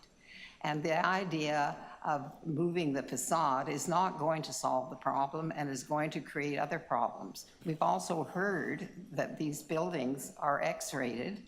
They also, we understand that those frontages have already been altered, and if there's a movement, will need to be altered again. So the sidewalks on this street that has been designated by your own policies in the downtown core is designated as a great street, a potential boulevard in the future through the city. And we need to protect it, and we need to do that as the ABC Residents Association has been doing, one development at a time. Every time there's been a development on Avenue Road, we have advocated for and succeeded in having the developers provide widened sidewalks to solve the very serious safety problems that are there at the moment. Thank you. The second question has there been adequate consultation with the community? Has there been adequate consultation with the community on this project? Well, yes, and I'm like, yes, we have been working very closely with city staff for 2 years, and certainly we've had a lot of consultation with them. We've initiated consultation, we've phoned, we've talked to them, we've had them at meetings. So the ABC Residents Association certainly feels that they have been consulted and have had a lot of input and a lot of discussion with city staff that have been very responsive to our calls and our requests for information. Okay, and finally, is it important to prevent curbside garbage pickup at this location, and if so, why?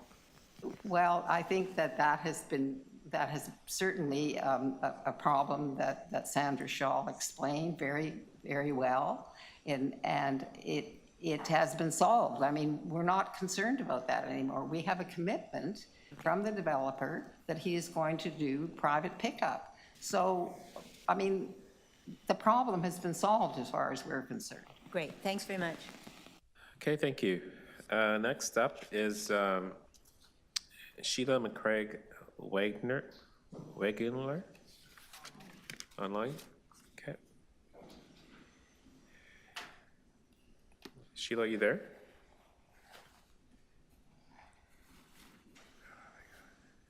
Waiting for the camera. Okay, 5 minutes, go ahead. Okay, go ahead. Okay. Good morning, council members. My name is Sheila Craig Wangler. I live at 19 Bernard Avenue, where I have lived for 55 years, just doors away from the proposed development. Unlike many existing streets in Toronto, ours is in favor of change, but positive, not negative change. The site of the project is far too small, too intense, and is not compatible with our well-established historic neighborhood. My neighbors and I find the proposed plan abrasive. We feel our voices have been lost with virtually no consultation with those most affected, which is us. As the oldest resident on the first block of Bernard Avenue, I have a few remarks to make. I think discussing the parking proposal by WND Associates is worth a comment. The lot is so tight, 115-foot frontage on Bernard Avenue, 69 feet frontage on Avenue Road. Can you imagine 18 cars, many attempting to park at roughly the same time, all having to enter from either Avenue Road or Bedford, wherever, to Bernard Avenue, allegedly a protected heritage street, and one by one carried on an elevator to be transported to a parking garage below ground. Traffic jams, unbelievable. Bernard is already becoming crowded with delivery trucks parked illegally and vehicles approaching from Bedford who leave Davenport a block short of Avenue Road in order to escape the traffic light holdup. We're not on a commercial street. Why is our historic district not protected? There are 43 houses, many of which are heritage definition, in the first block. Of interest, perhaps, is that before annexation to Toronto, Bernard was originally laid out as Dufferin Avenue, and then renamed Bernard in honor of Bernard Saunders, an alderman for St. Paul's Ward. Number 6 Bernard Avenue, a little 2-story heritage house, was the gatehouse for the Saunders farmhouse at 19 Bernard. The proposal for an 11-story apartment building with a mainly black, unbroken exterior, nothing, okay, is immediately next to number 6 Bernard and would overwhelm this historic home and many others on the Bernard Avenue block. To accomplish a positive result and far more support, I offer the following. Initially proposed by my architect neighbors, good planning is far better done with a block plan, spanning the whole block from Bernard to Davenport and not in a piecemeal fashion. If the proponents could get together with the other owners on the block, they could have an attractive project that would integrate better with our heritage district. It would gain widespread support and a larger building could be planned. There would be a number of positive benefits. The design could include architectural features that would better integrate with the heritage homes to the west on Bernard. A building spanning the block could include extensive tiering with balconies, mitigating the height and offer improved floor plans for the apartment units and much better fenestration. Your proposal has very poor lighting. Be more profitable at the same time. In addition, a light muted color scheme for the exterior of a new building would be very positive and blend in far better with the existing community. I believe with these changes, a project on the west side of Avenue Road would better benefit the community and gain positive support from all the local residents and add more profit for the developers. Thank you for listening. Respectfully yours, Sheila Craig Wangler. Okay, thank you very much. Any questions for the deputant? I just want to say thank you for your time, Sheila, but you're aware that we can't force the neighboring property owners to sell their property to this developer, right? Of course not. I'm fully aware of that, but I've talked to a few of them and they're not opposed. They just need a little encouragement. All right, thanks very much. Okay, thank you. We're going to take a 5-minute recess. Thank you. Thank you. We are at bare quorum, and if one councillor steps out, then we lose quorum. Just a bio break. I'll take one too.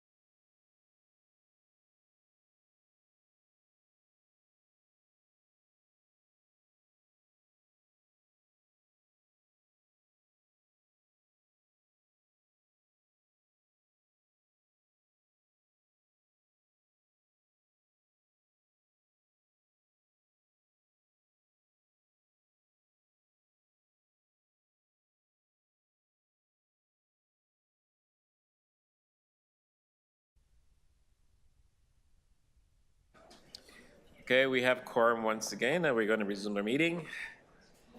Next up is James Bruce Craig, online.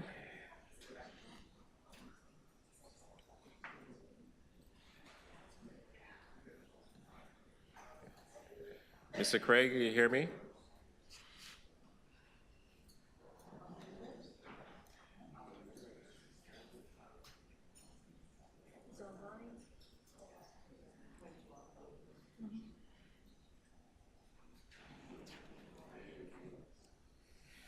Mr. Craig, going once, going twice.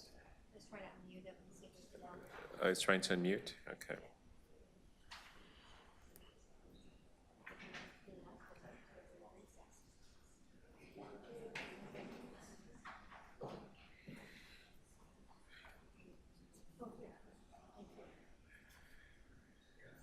Mr. Craig?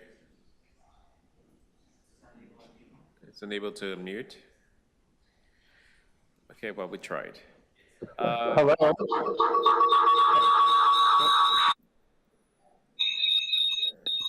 Okay, you have to mute your other devices. You may be listening on YouTube. There we go. Hello? Yes, yeah, Can 5 you hear minutes. me? Yes, 5 minutes, go ahead. Okay. Hello? Yes, Mr. Craig, you may go ahead. Okay, yeah, sorry for the technical difficulties here. Good morning to the Community Council. I'm grateful for this opportunity to be able to speak to you. I'm bringing an interesting perspective. I am a nephew of Sheila Craig Wengler, who just spoke. I actually live in King Township and but I'm a regular visitor to Bernard Avenue over many, many years, and have grown to appreciate just the East Annex Heritage Conservation District. I've also got just a fascination with land use planning, architectural design, and the whole interest in pursuing healthy, livable communities that limit sprawl beyond Toronto and on the Greenbelt. I've admired Toronto's commitment to diversify housing over the last number of decades and make efficient use of urban spaces while protecting trees, the valley ecosystems, and many of the heritage features in Toronto. However, I've noticed in recent years that as intensification has accelerated, there's been an overwhelming number of high buildings that are being built all over the city. And we all know that with the housing issues that are going on right now. And I know the Parkdale people spoke eloquently about the issue of affordable housing. The concept of gentle density has taken root, and in my view, is far healthier for a neighborhood and a better way to increase densities and make more livable communities. I've observed that the annex neighborhoods are great examples of gentle density. In the first block of Bernard Avenue are a great number of heritage homes that have been converted into duplexes, triplexes, and many of them have apartment units in them while retaining the rich character of the neighborhood. It's valued by many people. Just to take a stroll along Bernard Avenue on a sunny afternoon, and it's the people that use it is tremendous.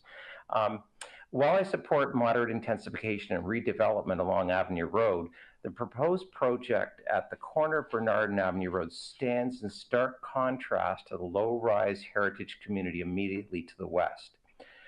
The building itself, I can see there's efforts on the first two floors to include brick to try to complement the heritage just look and feel of Bernard. However, above that brick is this straight up building going 11 floors with very dark finishes on it. That will impose on this community greatly. I think at the little number 6 Bernard, which is immediately west of the building, and I can just imagine just the impact of this building on that. I have just a few suggestions that I believe from an architectural point of view could help to mitigate this more. First of all, it's a very tight space that this is being built on. Tiering of balconies and floors can help greatly in reducing the impact and mitigate the height of a building. There's a little bit of effort on tiering here, but because of the constraints of this lot, it's very difficult to do. I'd recommend reducing the height to 8 floors maximum. My understanding from what I've heard is that that's what the zoning bylaw has. And so I would throw that out. And to revise the exterior colors to much lighter tones that would help the structure better blend with the sky. There are many examples along Avenue Road with light finishes on the buildings. They're not as imposing. They blend better. So plus they're just happier and more uplifting. So I'm just gonna leave my comments there. I'm just interested in seeing something proceed that would just complement the heritage neighborhood of Bernard Avenue. Thank you for this opportunity. Thank you, Mr. Craig from King Township. Any, Councilor Sachs? I know, but that. All right, thank you. Right, to planning staff. Is the developer's commitment to private indoor waste disposal of benefit to this community, and if so, why?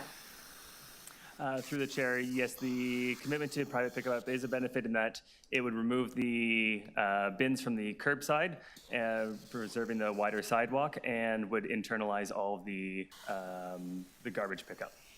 Okay. Speaking of sidewalks, why is a wider sidewalk important here?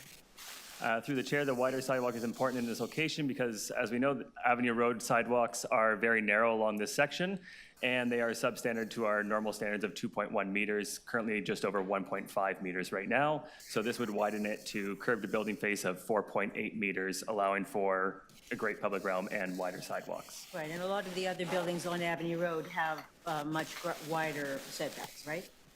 Yes. Why can't the wider sidewalks be achieved just by taking more of the road? Through the chair, staff have discussed this with the work that's being done on Avenue Road, and there's various constraints within this intersection of Avenue Road, including the need for a left turn lane heading north that reduce the ability to widen the sidewalks out into the street using the existing right-of-way. Is the developer's commitment to give a right of first refusal to the flower shops a benefit to the community, and if so, why? Through the chair, planning staff support the commitment to have the right of first refusal to the existing tenants so that we can continue having a vibrant public realm with businesses and existing businesses retained in the area. Okay. This very well-loved business, could we preserve their tenancy? Do we have the power to do that, or is that something the developer is doing of its goodwill? Through the chair, planning staff do not have the legislative authority to require that the existing tenants be able to move back into the units. So we are pleased to see the applicant's commitment to continue working with the tenants on the new, within this development. Okay, question for Heritage. Would relocating the current facade of the old commercial buildings back to the front of the new building qualify as heritage conservation? Through the chair, it depends on how it's done and what is actually takes place. If you remove the whole of the building from its foundations, that isn't conservation. If you were panelizing the front of it to put it back further on the public realm, then that would not be conservation. That would be it could be commemoration, but in order to commemorate something, you have to determine what it is you want to commemorate and then how it is being commemorated. Right. Now, these buildings are not heritage rated, correct? They're noted as category X in the HCD plan, which means they are noted as not being of heritage significance. Okay.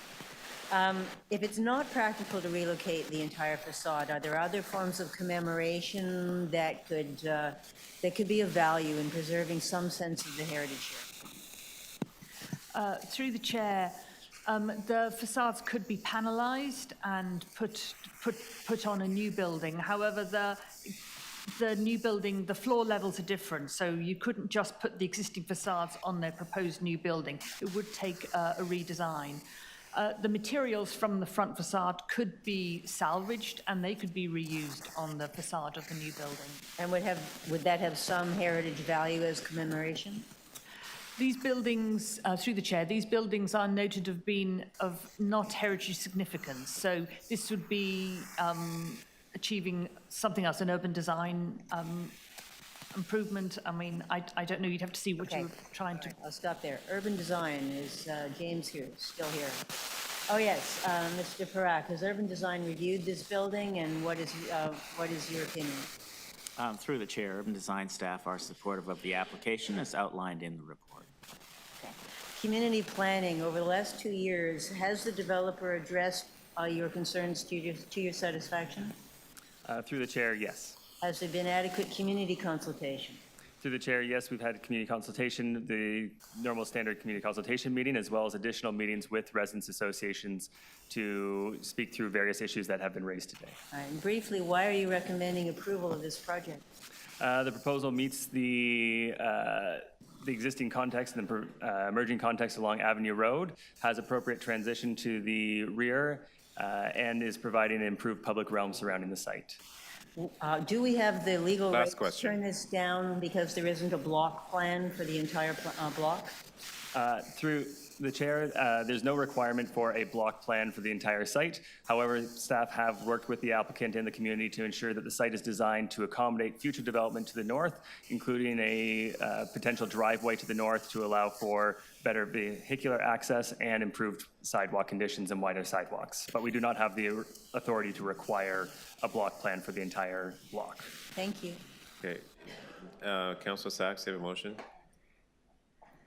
Yes, I have a motion.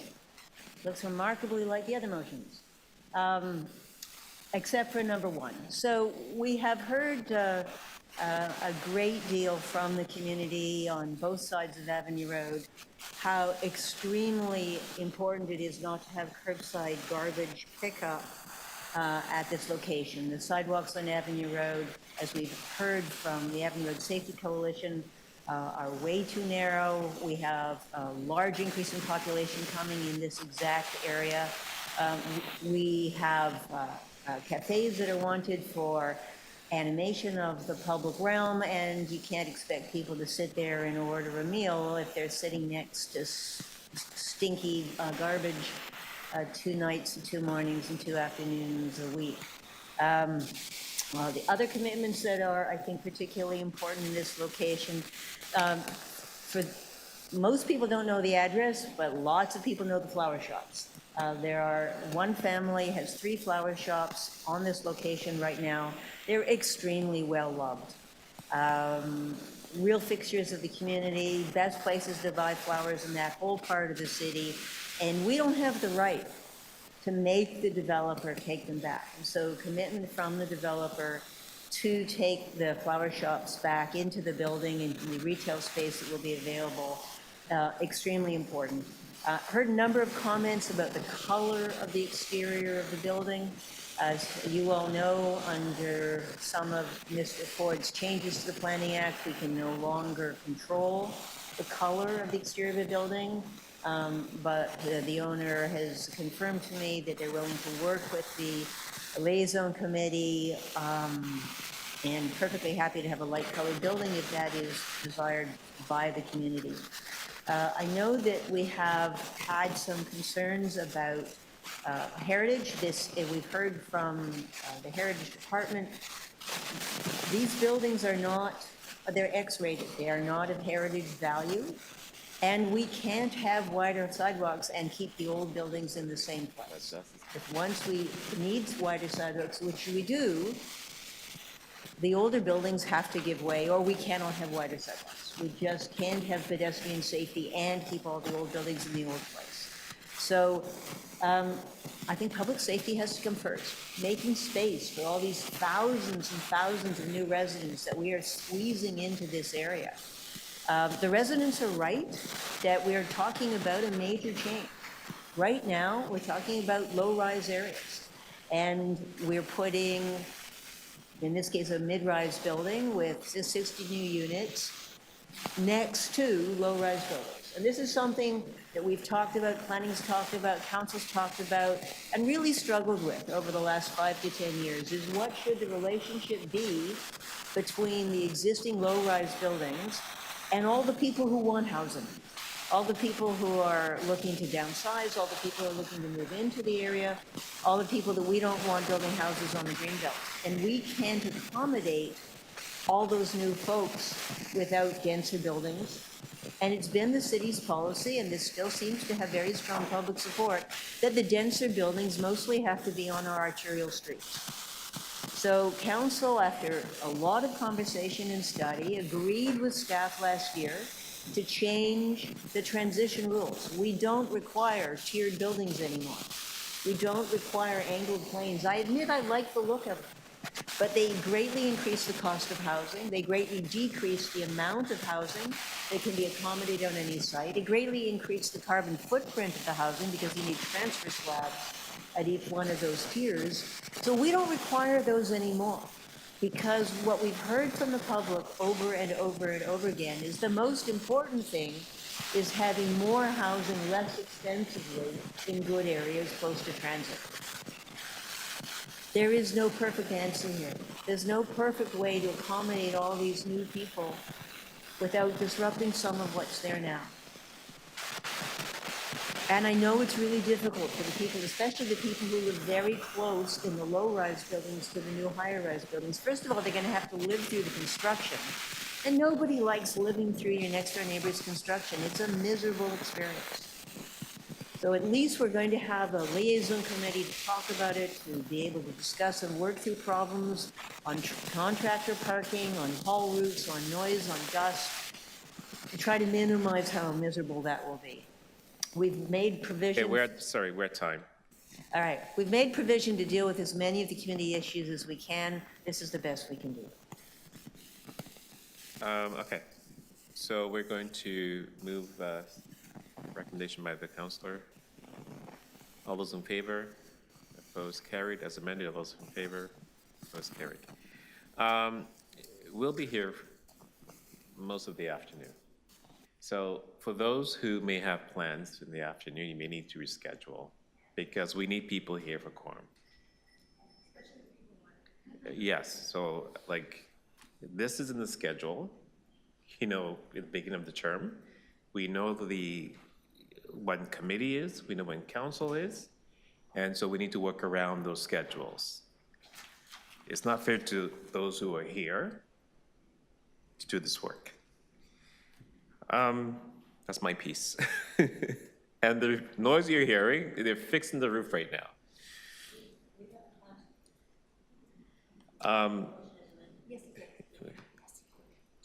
Let's add there are a few new items we need to add to this agenda. 3 items. Do you have a list of those items?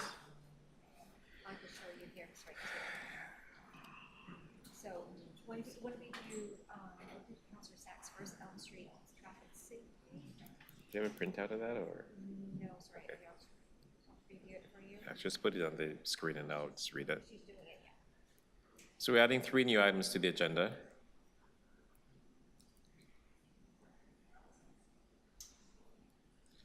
First is from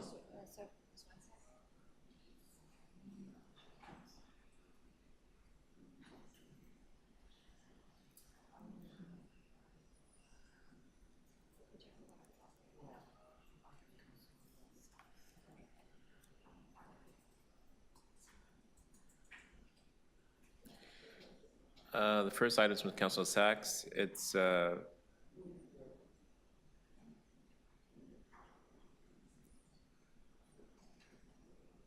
on the screen. All those in favor of adding this item? Opposed? Carried. Second item? It's from Councilor Fletcher. The second one's from Councilor Fletcher.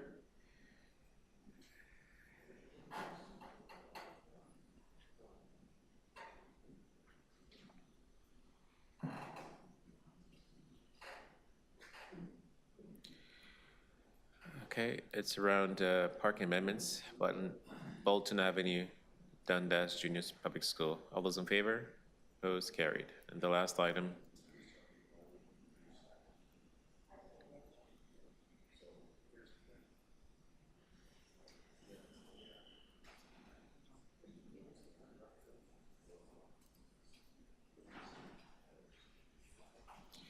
Parking amendment, Carlisle Avenue at Battergrove Avenue, Pape Avenue Junior Public School, and Pape Children's House. All those in favor of adding this item? Opposed? Carried. Okay, the next item is item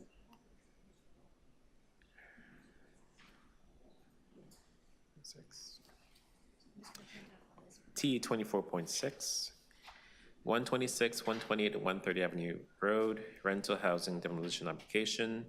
We have one deputant, Mr. James Bruce Craig. Are you still with us online?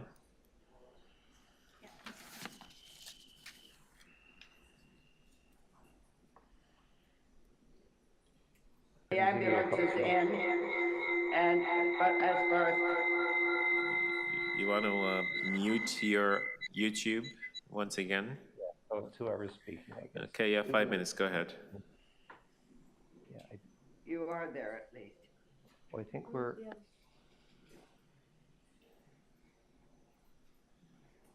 Mr. Craig. The meeting. What? No, I think they can control it. Yeah, yeah. So I don't think we. Are you mute now? Yeah. Mr. Craig, can you hear me? Control the video, they control your voice. Yeah, yeah, which is important.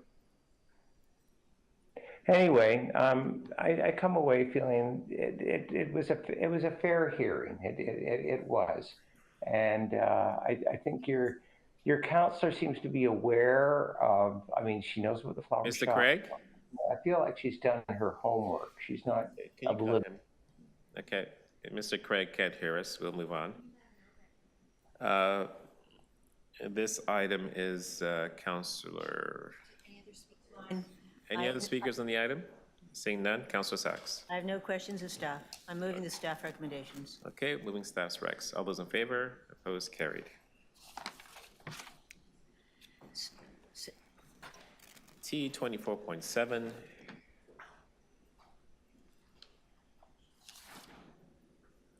Uh, 126, 128, and 130 Avenue Road. Demolition and new construction on designated heritage properties under Part 5, Section 42 of the Ontario Heritage Act. And we do have speakers on this item. Sandra Shaw, are you here?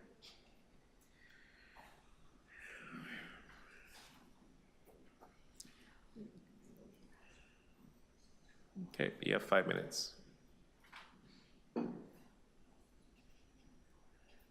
Hi, I'm still Sandra Shaw, and it's still morning, and hello, councillors. I am the director responsible for heritage on the board of the Annex Residents Association.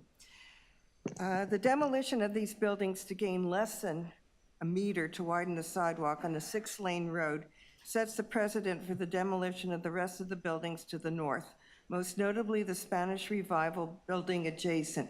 We all want wider sidewalks, but surely there is a better way to redesign Avenue Road. The narrow sidewalk on this block is a decades-long problem. Why was it not widened at the time that Avenue Road was modified to accommodate north and south bike lanes and a dedicated right turn lane at Davenport? That left turn lane, by the way, is through traffic during the day. It's only left turn after 6:30 at night. The right lane expands the street back to 5 lanes. I think the real problem is the right turn lane, and I think that's why we're tight for space. We take exception to the statement that the buildings located at 126, 128, and 130 Avenue Road are no longer of heritage significance at this time, an ambiguous phrase for the following reasons. I went back to find out why they were included in the first place, because they have been modified so much. The buildings on Avenue Road from Elgin Avenue north to Davenport were included in the East Annex Heritage Conservation District because the 19th century residential properties converted to commercial use, and these buildings from the 1930s maintain the relationship to the HCD residential area to the west by virtue of their scale, material, and such detailing as their brickwork pattern. The buildings south of Elgin, such as the Park Hyatt Hotel, formerly the Park Plaza, are well sited but do not retain this relationship. While the buildings at 126, 130 have changed in appearance in minor ways for the various small businesses they have housed, they have maintained the value to the HCD that they had in 1994 when the HCD came into force. The podium of the new building proposal may be 3 stories on the Avenue Road side and 2 on the Bernard side and made of brick, but in no way do they maintain the look and feel of the Avenue Road HCD streetscape in the scale of the stories, the positioning of the bays, and the mass of the structure. Without any remaining heritage fabric, it is a building that would fit more comfortably south of the HCD. The demolition of these non-contributing buildings sets the precedent for demolition of the buildings to the south that are included in the HCD but are also non-contributing. Since most of the buildings within the Avenue Road streetscape of the HCD are classified as non-contributing, their demise would effectively wipe out Avenue Road's relevance as a streetscape within the HCD. And that is why we can't keep If we can't keep the facades of the building in situ, as per the 2023 proposal, at the very least, we would like to incorporate the facades of the buildings or some material of the original buildings into the new design as they were in the original proposal of 2023 before city planning requested their demolition as the only way to widen the sidewalk. Destroying the buildings and then commemorating them, in my books, is pretty odd. For your information, when the staff report recommending demolition failed at Toronto Preservation Board on June 30th, the vote was 6-3 against demolition. This isn't just my heritage weenie notion. Thank you. Thank you. Any questions? Years of work you've done on this thing. Yes. Okay, thank you. Chair, I'm moving the staff recommendations. Sorry, there's one more speaker. Oh, there's another speaker? Sorry. James Bruce Craig, are you with us? You go. Okay. Yeah. Hello. Yeah, 5 minutes. Go ahead. Something else to say. Yeah. Hello. Go ahead, Mr. Bruce Craig. James Bruce Craig. Yeah. Hello, 5 can minutes. you hear me? Yes, we can. Go ahead. Yes. I'm just going to be very brief. I've spoken already, and I appreciate the focus of the Annex Ratepayers Association with the just on the heritage. I don't have any clear things to say. I do support though efforts to retain heritage elements along Avenue Road. And the idea of using some of the materials from the building and incorporating them in some way would be beneficial. Anyway, thank you again for this opportunity. Okay, thank you. Okay, Councilor Sachs? Yes, thank you. I agree with both of the deputies that incorporating some of the beautiful elements of this of the older buildings in the new building is highly desirable. That's something that's going to be discussed in the site plan process, which the community is involved in. I'm moving the staff recommendations today. Okay, all those in favor? Opposed? Carried. Thank you. T 24.8, 1675 and 1685 Eglinton Avenue West, official plan and zoning bylaw amendment, decision report approval. There are speakers on this item. First up is Mirella Iaboni online. Okay.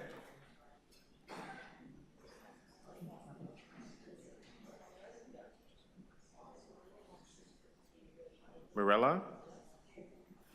Yes, good morning. It's Mirella Iaboni. Can you hear me? Yes, we can. 5 minutes.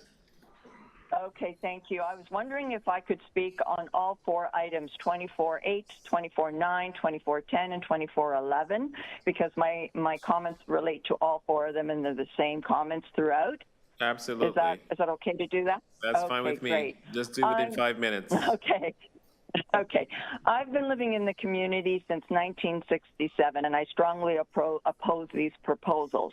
I started a petition shortly, just a couple of days ago, and I've had 147 signatures already. And if I need to do more, I will do more and get more signatures. But these 2 tall buildings, 137 and 139 condo towers, is far too big in our community. The traffic that is going to happen on Eglinton Avenue is going to be horrendous because everybody trying to get to the Allen or getting off the Allen during the rush hours, and having these 2 towers with a total of about 800 units in these towers, not to mention all the other towers that they're building between Marley and Dufferin, it's going to be horrendous. The other point I want to make is the Parking.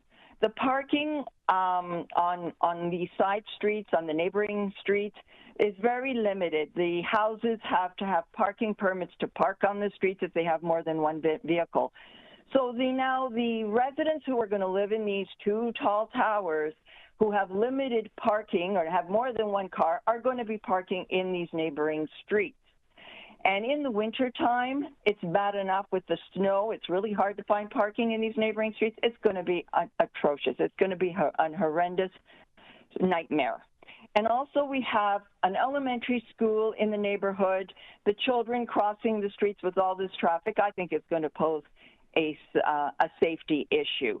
Not to mention, these tall towers are going to cast a shadow. I read the report and said it's not going to cast a shadow, but it will. In my backyard, when I go out my backyard, I'm going to see these two tall high rises. My privacy is gone, my sunlight is gone, and also all the other residents on Livingstone Avenue in particular that I'm talking about right now because that's where I'm living, it's going to be affected. The other thing I understand that there is a proposal to amend the height restriction, I guess, because right now there is a restriction. I don't remember if it's been approved so that they can build these high rises. The other thing I wanted to mention is with these buildings, when they're this tall, I've seen the schoolyard, it's going to be enclosed by these concrete towers, and it's going to become a courtyard for these children to play in. And the school building is going to be actually right beside this concrete wall. So children looking out of the school windows are going to see concrete walls, and this is not good for mental health and even for the staff. This neighborhood has endured 14 years of construction of the LRT. And now we're going to have more construction with these towers, not to mention all the other towers that they're building around this area. And the two current small 4-story buildings are going to be demolished. There are people living there, and that will have to be uprooted. And I know the developers are enticing them and saying they're going to live in these new condo units or are going to have amenities. But the units are going to be smaller because they have to build 400 dwellings, are going to be smaller. Can a family live in a 1-bedroom apartment because maybe that's all they can afford? I met a woman who lives in these apartments, and she thanked me that I'm taking an interest in trying to stop this because I could just see the anguish in her eyes that she was not in favor of moving. We don't have enough schools in the area for this influx of students that will be coming, will have to go to school. And the commercial part on the bottom of these buildings, I've seen a lot of condo towers going up, and there's these commercial units underneath are mostly all vacant. Nobody rents them for retail. And I find that the notices that go out in the community are all in English. Well, this community they may speak English, but I don't think majority of them read English. So they don't know what these notices are all about. So they're all in English. They don't know what's happening. So the developers have carte blanche, and they can do whatever they want because they don't have resistance. I think that should be something that council should take into account, to have them in Spanish, Filipino, different languages to reach out to the community. I guess what I want to say is that who are these tall towers really going to benefit? Not us. Thank you, Marilla. You're at time. Thank you for your comments. Thank you. Any questions for the deputant? Bye-bye. Seeing none, thank you. Next up is Ryan Doherty. All right, Mr. Doherty, you have 5 minutes.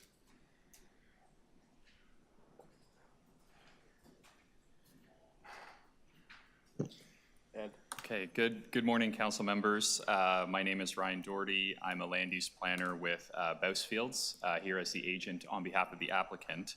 I'm also going to be speaking to items 24.8 through 24.11 collectively, if that would be okay with council. which pertain to the official plan amendment, rezoning, and rental housing demolition applications for 1675 Eglinton Avenue West, as well as its sibling site at 1711 to 1741 Eglinton.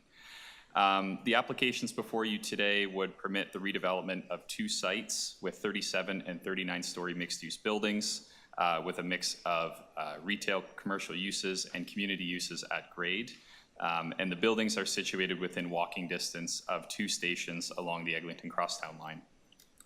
Together, the applications would result in the provision of approximately 851 new housing units within walking distance of major transit. This includes the replacement of all 83 existing rental dwellings, which currently exist on the 2 sites. These companion applications were submitted last summer in July of 2024.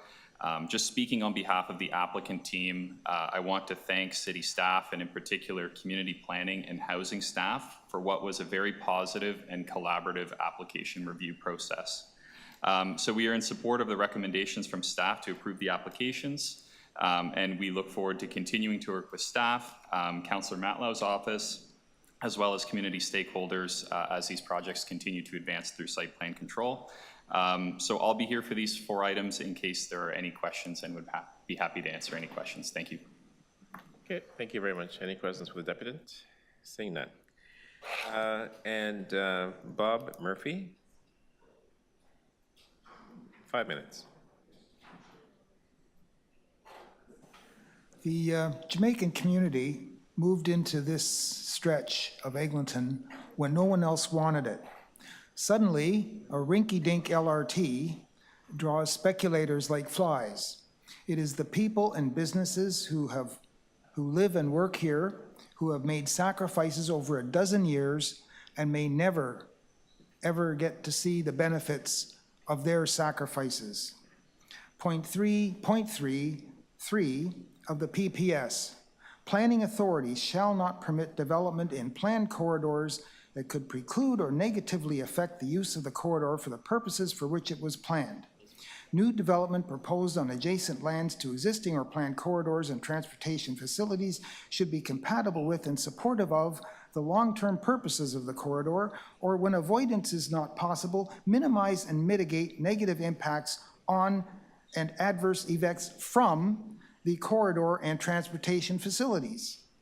This begs the question, is the LRT there to serve the communities through which it runs, or is it just there for the unjust enrichment of land speculators? Isn't Little Jamaica as deserving of transit as any other community? In the Tranche Montagne case, the courts ruled that boards and tribunals must apply the Ontario Human Rights Code, and that includes the Ontario Land Tribunal. The Ontario Human Rights Commission recognizes that gentrification can have a disproportionate impact on vulnerable populations, particularly those protected by the code. Gentrification can displace residents based on race, ethnicity, family status, disability, or other prohibited grounds. Gentrification is regarded as a systemic issue that contributes to discrimination in housing, including lack of affordable housing and the disproportionate impact on vulnerable groups. On the one hand, councillors tell the community about a cultural heritage designation. On the other hand, a developer is permitted to ignore 2.21 of the PPS.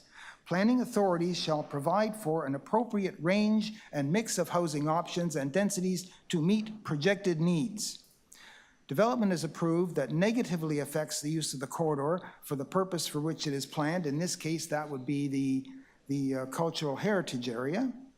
In Kitchener OPA 58 OMB 2010. Although it is fashionable in some circles to reduce all provincial planning policy to a glib focus on intensification, that oversimplification overlooks the specific PPS direction that the decision makers should read all the relevant policies as if they are specifically cross-referenced with each other. The Human Rights Tribunal called this amendment a form of people zoning and found that planning authorities must consider the impact of planning decisions on code-protected groups. I sense some fear of Doug Ford,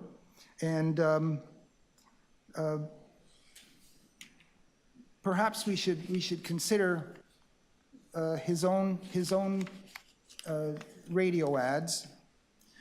What if we told you there's a place where there are more homeless than ever before, where there are thousands of shiny new condos and no place to live, where the government provides competition to private spa operators, and where all you need to succeed is to buy tickets to a Stag and Doe? It's all happening here in Ontario. Pity. Thank you. I'll be speaking again to the next one on the demolition of these buildings. Okay, thank you. Any questions for the applicant? Seeing none. Morgan Myron, are you here? Online? Good morning, or sorry, good afternoon, everyone. Good afternoon, Councillor Matlow. I'm just here representing the LJCC, Little Jamaica Community Coalition. Firstly, I would like to read a letter submitted from the coalition, and if time permits, I'll comment further after. Dear members of the Toronto and East York Community Council, the Little Jamaica Community Coalition is a grassroots coalition that is dedicated to promoting affordable housing, food sovereignty, community land trusts, community benefits, and resident engagement. Our coalition seeks to build a sustainable and equitable community by addressing the root causes of systemic injustice and uplifting the voices of those most impacted by these issues. Members of the coalition have been active participants during the consultation process for this development proposal. Many of the concerns and community priorities that we have shared during the consultation process, some of which have been noted in the staff report, are not reflected in this current development proposal. Some of the main concerns and priorities that we have with this development proposal include building height and project density as a concern, shadow and construction impacts as a concern, housing affordability as a priority, potential displacement of existing residential and commercial tenants as a concern, community benefits and inclusive local economic development as a priority, parks, green spaces, community and cultural spaces as a priority, lack of family-sized units in a proposal as a concern.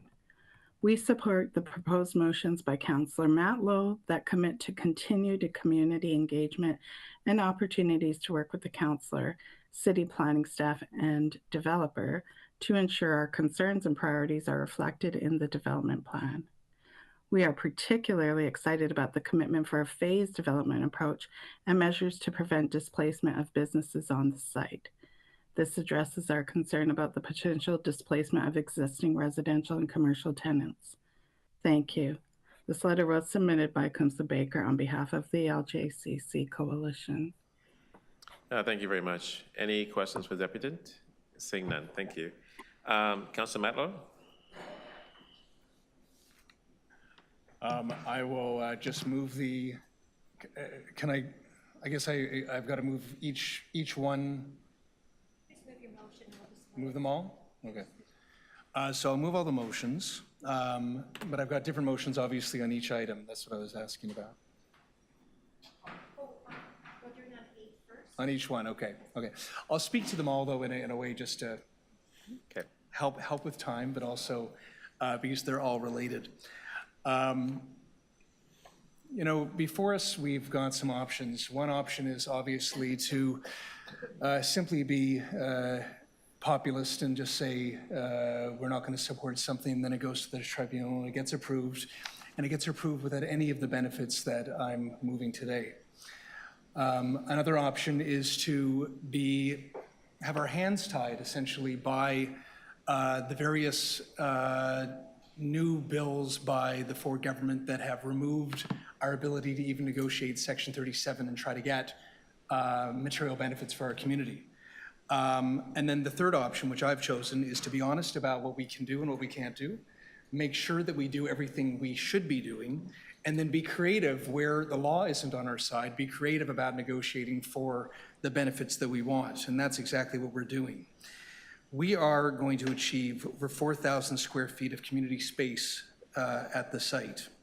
And the idea is that it would be operated by whether it be Black Urban SMTO or another community partner at the site. We've achieved an agreement with the developer to do small-scale, fine-grain retail to keep Eglinton a vibrant Main Street, or frankly, to make it more vibrant than it is today, because it has suffered over 14 years of the construction of the Eglinton Crosstown by Metrolinx. We are going to achieve a phased construction to prevent the demoviction of the existing tenants so they can stay in their community and phase the construction of the towers. We are achieving a right of return for the existing businesses, including the legacy Black-owned and operated businesses who are the people who built Little Jamaica, and they should be able to remain to benefit from the transit once it is eventually opened. As I alluded to, we are going to be getting an in-kind CBC contribution to secure the community space and further consultation on the site plan, including further community benefits in addition to what we already achieved. Working with the local community along with the Little Jamaica community stakeholders who just spoke with you a few moments ago.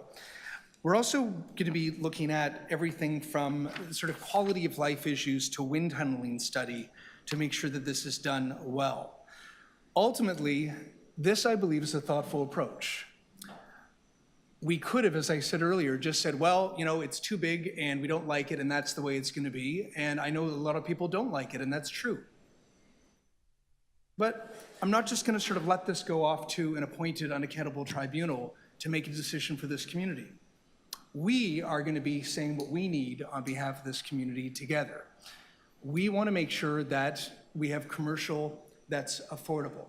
We want to make sure that we have residential that's affordable. We want to make sure that the people who built Little Jamaica can remain in Little Jamaica. We want to protect the character, the identity, the culture of Little Jamaica. We want to make sure that there's social services, amenities for Little Jamaica. Like at 775, just around the corner at Northcliffe, we're supporting having a Black-owned and operated food co-op. We are doing things to benefit this community, and we are seeing what are challenges as opportunities pragmatically to make sure that we get results for this community. I also want to just conclude by saying that I'm very grateful to our planning staff for the remarkable work that they're doing. They also are part of looking at this really crappy process that we've been delivered by the province and saying, and those are my words, you're not allowed to say that, but you might think it, and say, how can we work creatively so that through negotiation, finding the right partners, we achieve substantive results so that we leave this place better than we found it. And that's what I believe we're doing through these amendments today. And I look forward to working with the community on further improvements along with planning staff. Thank you. Thank you, Councillor Matlow. Let's put his motion on screen. Is it one or several? Just separate. This is one. Okay. So all those in favor of this item? Opposed, carried. Item is amended. All those in favor? Opposed, carried. Thank you. Okay, the next item is T 24.9, which is also related to the previous item, 1675 and 1685 Eglinton Avenue West, rental housing demolition application. This is report approval. There are a few speakers on this item. Bob Murphy. I know you spoke on it already, but you spoke on the previous one. But go ahead. In fall of 2020, Council had a lengthy motion before it on the subject of Little Jamaica. Paragraph 1 said that City Council requests the province to introduce rent control legislation for commercial units along Eglinton to protect Black-owned businesses from unfair or drastic increases to their rent. Paragraph 20, that City Council direct the Executive Director, Housing Secretariat to develop housing strategy plan and analysis for the area of Eglinton West from Marley to Keele with a focus on affordable housing and explore other appropriate affordable housing. Now you have residential rent and demolition control, but you don't have commercial rent or demolition control. By approving this, you will increase the speculative value of everything else from Marley, at least 2 blocks past Dufferin. In the act of approving these towers, you will change the nature of the streets such that gentrification of commercial spaces will follow the gentrification of the residential spaces. In order to preserve the commercial buildings, you must exercise. I hear all the talk today about what we can do, what we can't do. What we can do is use Section 111 of the City of Toronto Act, which you still have, where it comes to a residential demolition, you can just say no. David Peterson gave us those powers, and Mike Harris took the power away, but he did not make it profitable to demolish.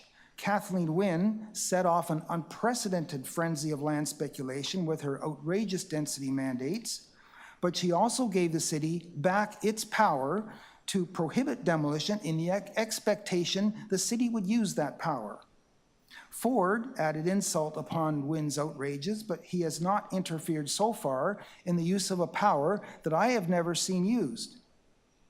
As you weigh this application, you must consider whether there is an anti-Black bias on the part of planners, be they municipal, provincial, or hired gun planners, who seem to consider this community in need of gentrification, in spite of the direction from the PPS that there not be development that negatively affects the purpose of the corridor, and where planning authorities are supposed to provide for an appropriate range and mix of housing options to meet projected needs. A postage stamp park here, a lane there won't cut it. These entities will continue to buy properties at inflated rates, ultimately inflating costs, as long as they are allowed to enrich themselves. There is every expectation that they be held to the letter of 2.21 PPS. And when I was at the tribunal over the Pharrell Williams condos, the tribunal officer asked everybody, do you know the PPS? So I assume that the OLT will enforce the PPS, and the way to win a tribunal is to throw the PPS in the face of your antagonist. Thank you. Thank you. Make a brief point of privilege. Go ahead, Councillor Matlow. Not to get into a dialogue with anyone who's made the comments, but just for the record, I'm looking at the planners who worked on this and who work in Little Jamaica. There was a suggestion a moment ago that they are working through some prism of anti-Black racism, or in some way that they're racist. That is entirely provincial, untrue. Municipal, or hired gun. I didn't accuse them. Okay. That is entirely untrue. Our planners are working in good faith. They care very much about the community, and any suggestion otherwise is fascist and completely unacceptable to me. I did not accuse them. I said we need to know. Sir, sorry. Your time is up. I'm sorry. Please Thank step you. away from the mic. Right.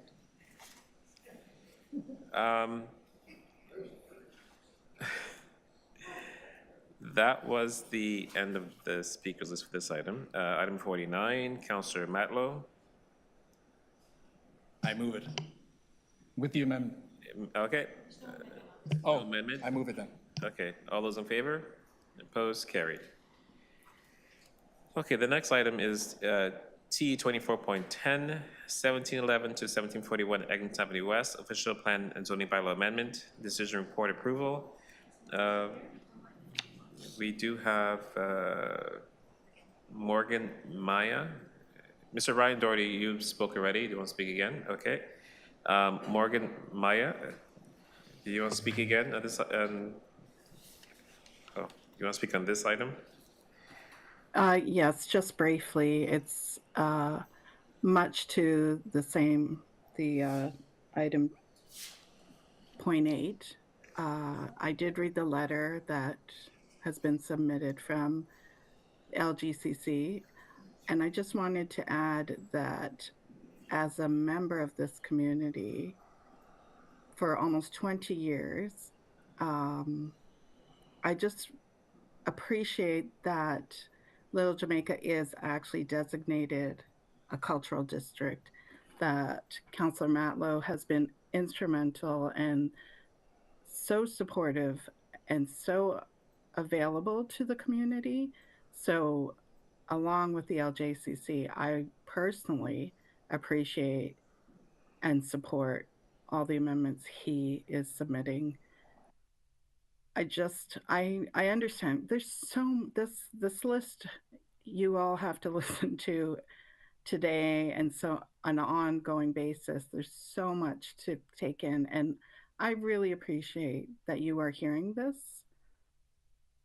It is, this is what you do for a living. These are just line items, and I know some, and I hope most of you are very passionate about your various wards and the city as a whole.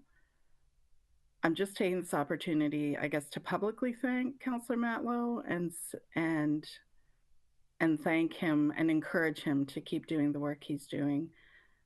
I think amendments like this help us from feeling resigned and giving up, as often I see happening. That's really all I want to say, so thank you. Thank you, Ms. Myra. Councilor Matlow heard your comments. So Councilor Matlow has a motion for this item.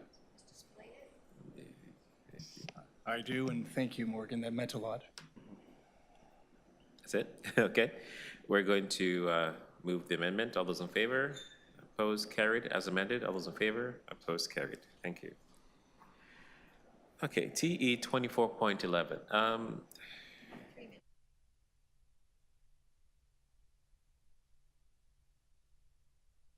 Okay, speakers already spoken on this item, so we can move this item, then we can go for lunch.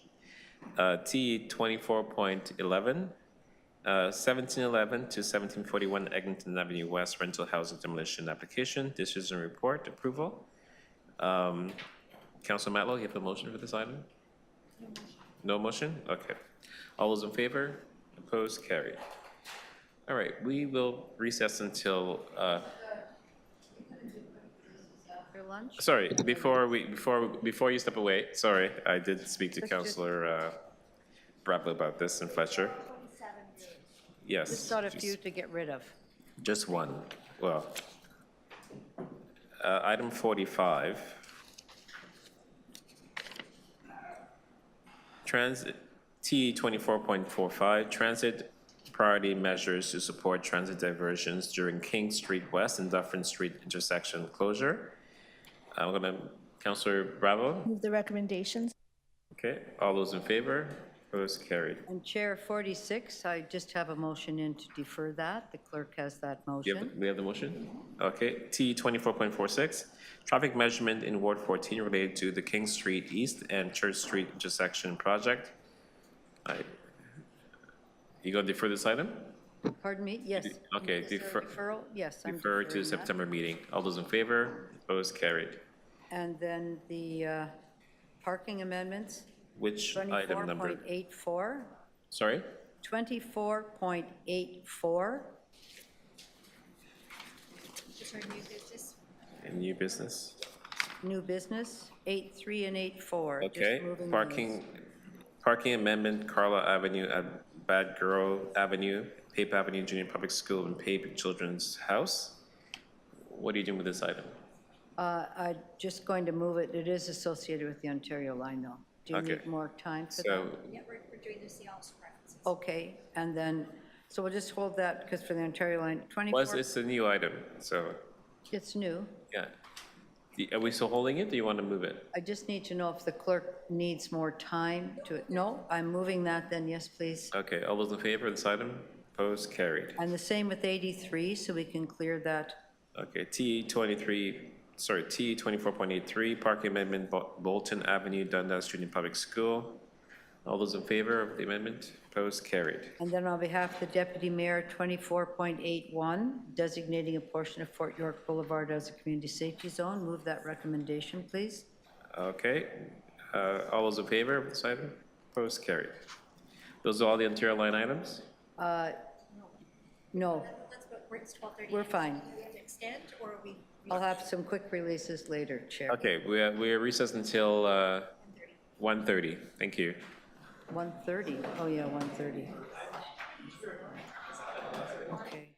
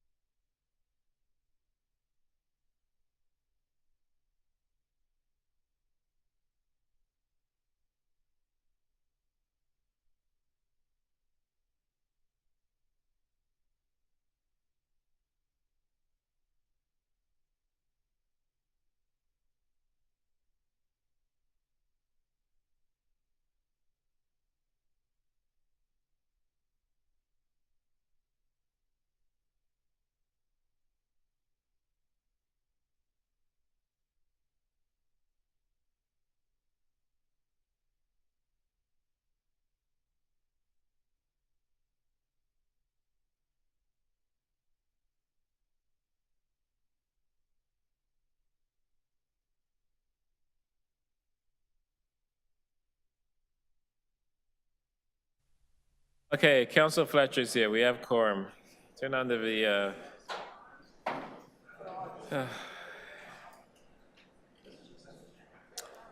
we good to go?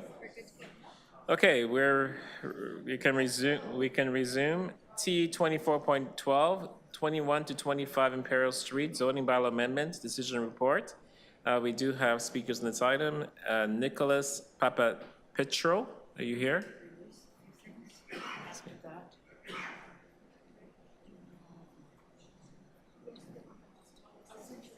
Okay, you have 5 minutes. Go ahead. Thank you. My name is Ornella Rikiki. This is Nick Papapetru, and we are from Resident, the owners of 21 to 25 Imperial Street. We are here to advise that we concur with the recommendations contained in the staff report. We have prepared a brief presentation, but through you, Chair, to Councillor Matlow, if you want to hear the presentation, we can. Otherwise, we know your agenda is fairly full this afternoon, and we're here and happy to answer any questions. Okay, wonderful. I appreciate you being brief. Councilor Matlow, any questions? Okay, so then I'll ask you to move the item. Yeah. Okay. I have done it. As soon as the clerk is yeah, do we need to display? We're good? Okay.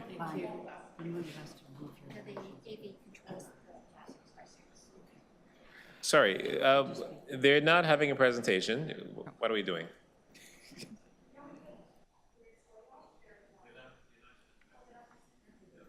They're not presenting. So is there a motion to move? No? You moving staff's recs? Yes. Okay, all those in favor? Opposed? Carried. Thank you. Thank you. T 24.13, 2 to 12 Cawthra Square, official plan and zoning bylaw amendment application, decision report approval. There's one speaker on this item. Carolina Martello, are you here? Okay, 5 minutes or less. Carolina Martello. I am Director of Planning and Design for BV Realty Partners. We are the developers for 2 to 12 Cawthra Square. For the past 2 years, we have been working on the official plan amendment and zoning bylaw amendment applications for the subject site. I want to thank City Planning and Heritage staff, Councillor Moy's office, and the community for their willingness to work with us and for the contribution to some of the key changes that we made to the project. We are in support of staff recommendations and look forward to continued collaboration with all stakeholders through the next stages of the project. I'm available to respond to any questions if you have any. Thank you. No questions. I do have a motion.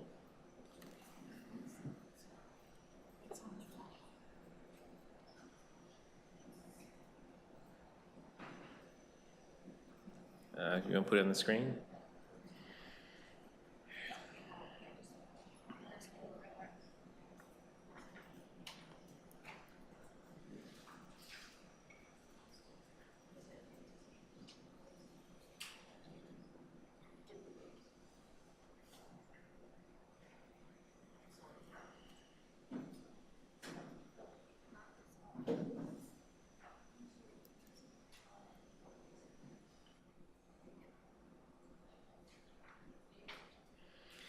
The motion that's going to be displayed shortly is just around parking permit for around the development of 2 and 12 Cawthra Square.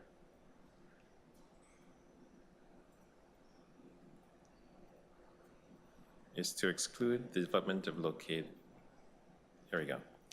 Okay, all those in favor of the motion? Opposed? Carried as amended? Opposed? Carried. Okay.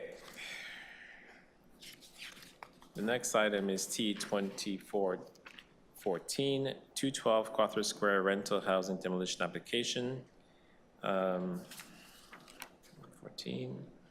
I'm going to move staff's recs. All those in favor? Opposed? Carried. T 24.15, 6 and 8 Cawthra Square, alterations to heritage properties designated under Part 4 of the Ontario Heritage Act, and authority to enter into heritage easement agreement. I'm going to move staff's recs on this one. All those in favor, opposed, carried. T 24.16, 2720, 2726, and 2734, Danforth Avenue Zone Bylaw Amendment Decision Report. There are speakers on this item. Alex Mather, are you here? There we go. 5 minutes, go ahead. Thank you, Mr. Chair. Good afternoon. We'll be brief. We're the proponents for the project, here to speak in support of the staff recommendation for approval of the project. I'll just take a couple minutes as we're, one of the... Is your mic on? Are you close to it? Am I better now? Yeah. Yeah? Better. I think. I'll be brief, given that we're one or two of the 50 speakers today, joined by my colleague Catherine Krug today. I'll speak very briefly about the project and then just pass along some well-deserved thank yous to city staff for their work on this project. We're delivering an 8-story building here with a 4-story building in front, joined by a very nice outdoor shared courtyard. 64 purpose-built rental homes, 10% of which will be affordable. There's a significant rebuilt heritage component. And interestingly, the whole project will be built out of a prefabricated mass timber construction method, which obviously has important sustainability benefits and also means that construction is faster and less disruptive for everyone around. We wanted to extend our thanks in particular to Valessa Faria and Dennis Braun in the priority development review stream. By our math, if council approves this on the Wednesday meeting, will be 72 days from zoning submission to approval, which, as they say, is pretty darn good. So it's been a really great process under Valessa and Dennis's leadership. But we also worked very closely with city staff under their leadership and guidance, Sabrina Moreno and Doris Ho and Shauna Kerr. There were a number of other community planners who pitched in for vacations and coverages during a very quick process, so that's very much appreciated as well. Kristen Flood at Heritage was great to work with and managed this process really well from a heritage standpoint. And then ECS and transportation and solid waste, we just wanted to give a quick shout out to. This is a built form I think we're going to see much more of across the city, especially on major streets and avenues through those supportive policies. And there are some things about building with prefabricated modular technology that the city's policies and guidelines didn't really envisage. And so staff have been really supportive and working collaboratively with us to find creative solutions on a very, very fast timeline. The last person I'll thank isn't here today, but Councillor Bradford, of course. This is in his ward. He's been very helpful throughout the process, and Councillor Bradford has been a longtime champion of this sort of missing middle scale development, especially on major streets and avenues. So his support is greatly appreciated as well. So again, thanks to staff for working very collaboratively and very quickly with us, and here to answer any questions if councillors have them. Okay, thank you. Any questions for the deputant? Seeing none, Councillor Sachs on behalf of Councillor Bradford. Yes, on behalf of Councillor Bradford and following my careful cheat sheet, I am moving the staff recommendations. Okay, all those in favor? Opposed? Carried. Thank you. Thank you. T 24.17, 276 to 294 Main Street, extension of port lot control, exemption application. Councillor Sachs on behalf of Councillor Bradford. Yes, I'm moving the staff recommendations. All those in favor? Opposed? Carried. T 24.18, 462 Wellington Street West, Class 4 noise area classification. Deputy Mayor Malik. Thank you. I'd like to move the staff recommendations. All those in favor? Opposed? Carried. T 24.19, 699 to 707 Yonge Street, 1 to 17 Hayden Street, and 8 Charles Street East zoning bylaw amendment application. Councillor Sachs. I'm moving the staff recommendations. All those in favor? Opposed? Carried. T 24.20, 445, 447, 449, and 451 Adelaide Street West, demolition and new construction on designated heritage properties under Part 5, Section 42 of the Ontario Heritage Act. Refusal. Deputy Mayor Malik. I'd like to move the staff recommendation, please. All those in favor? Opposed? Carried. T 24.21, 149 College Street, alterations to designated heritage properties under Section 33 of the Ontario Heritage Act, and authority to enter into a heritage easement agreement. Councillor Sachs. Moving the staff recommendations. I'm sorry? So we're on tweet 21? 21, yes. Was I supposed to defer this?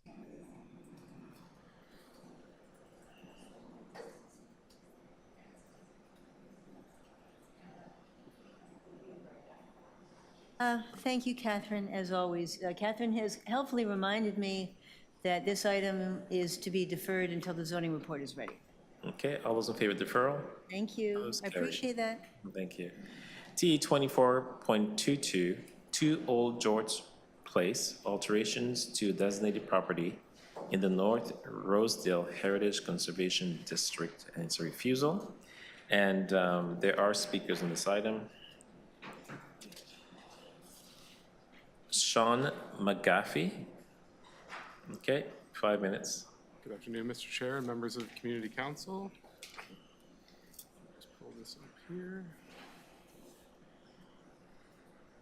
Okay, thank you. My name is Sean McGaffey. I'm a senior associate with WND Associates, who are engaged by the owner of 2 Old George Place to assist with the planning approvals process for the proposed 1-story addition to the existing unrated heritage building in the North Rosedale Heritage Conservation District. I'd like to start with saying good planning is inherently an exercise in balance. There are always components and goals to be weighed and assessed in any project, no matter the scale it may be at a neighborhood or at an individual house. In my opinion, the proposal for 2 Old George Place is reflective of this balanced approach in achieving a desirable outcome for the property, the environment, and the neighborhood as a whole.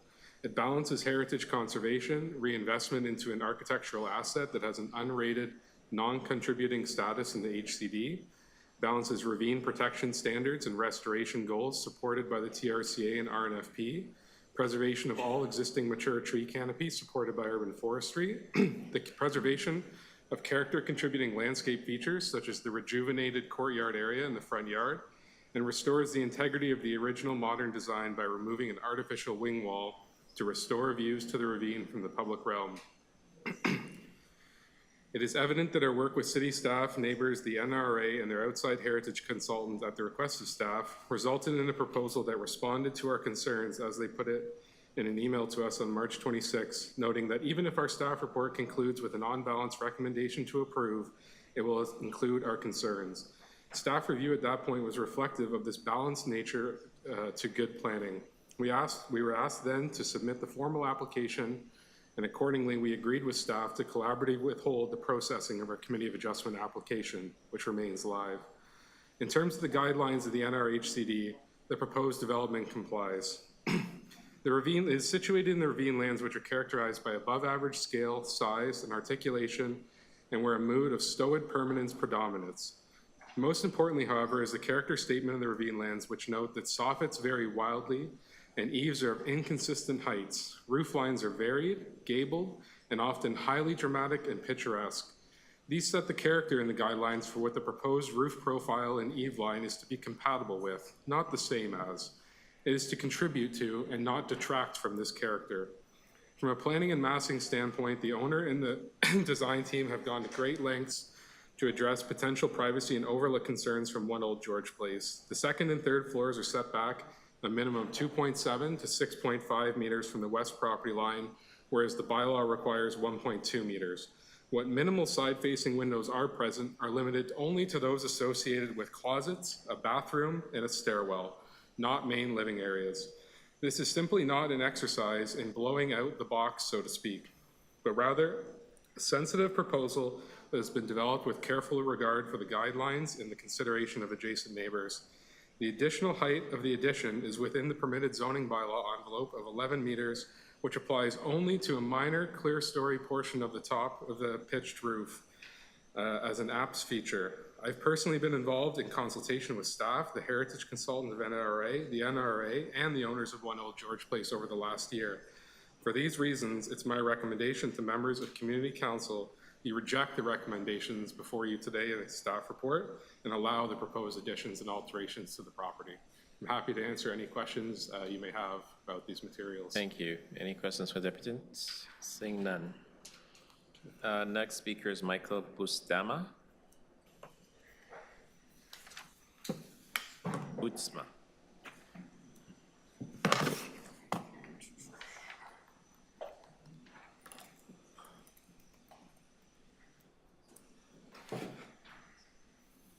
Okay.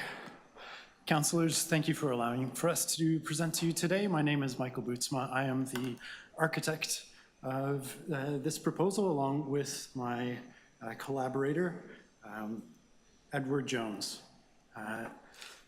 While I would have liked to take you on a pleasant walkthrough of our proposal and expound on the great value our client places in architecture of all kinds, I think it is far more pertinent in this meeting to provide clarifications and corrections to the many various ways in which heritage preservation staff has misrepresented our proposal. The process that we've undertaken under their guidance, the compatibility analysis that we provided them, and the North Rosedale Heritage Conservation District guidelines themselves. First, the process. In their report, HPS has noted only in the initial date of contact in June 2024 and their request for a heritage permit in March 2025. They have neglected any mention of the extensive review process we undertook with them, with the NRA, neighbors, and at their suggestion, David Winterton, the author of the NRHCD.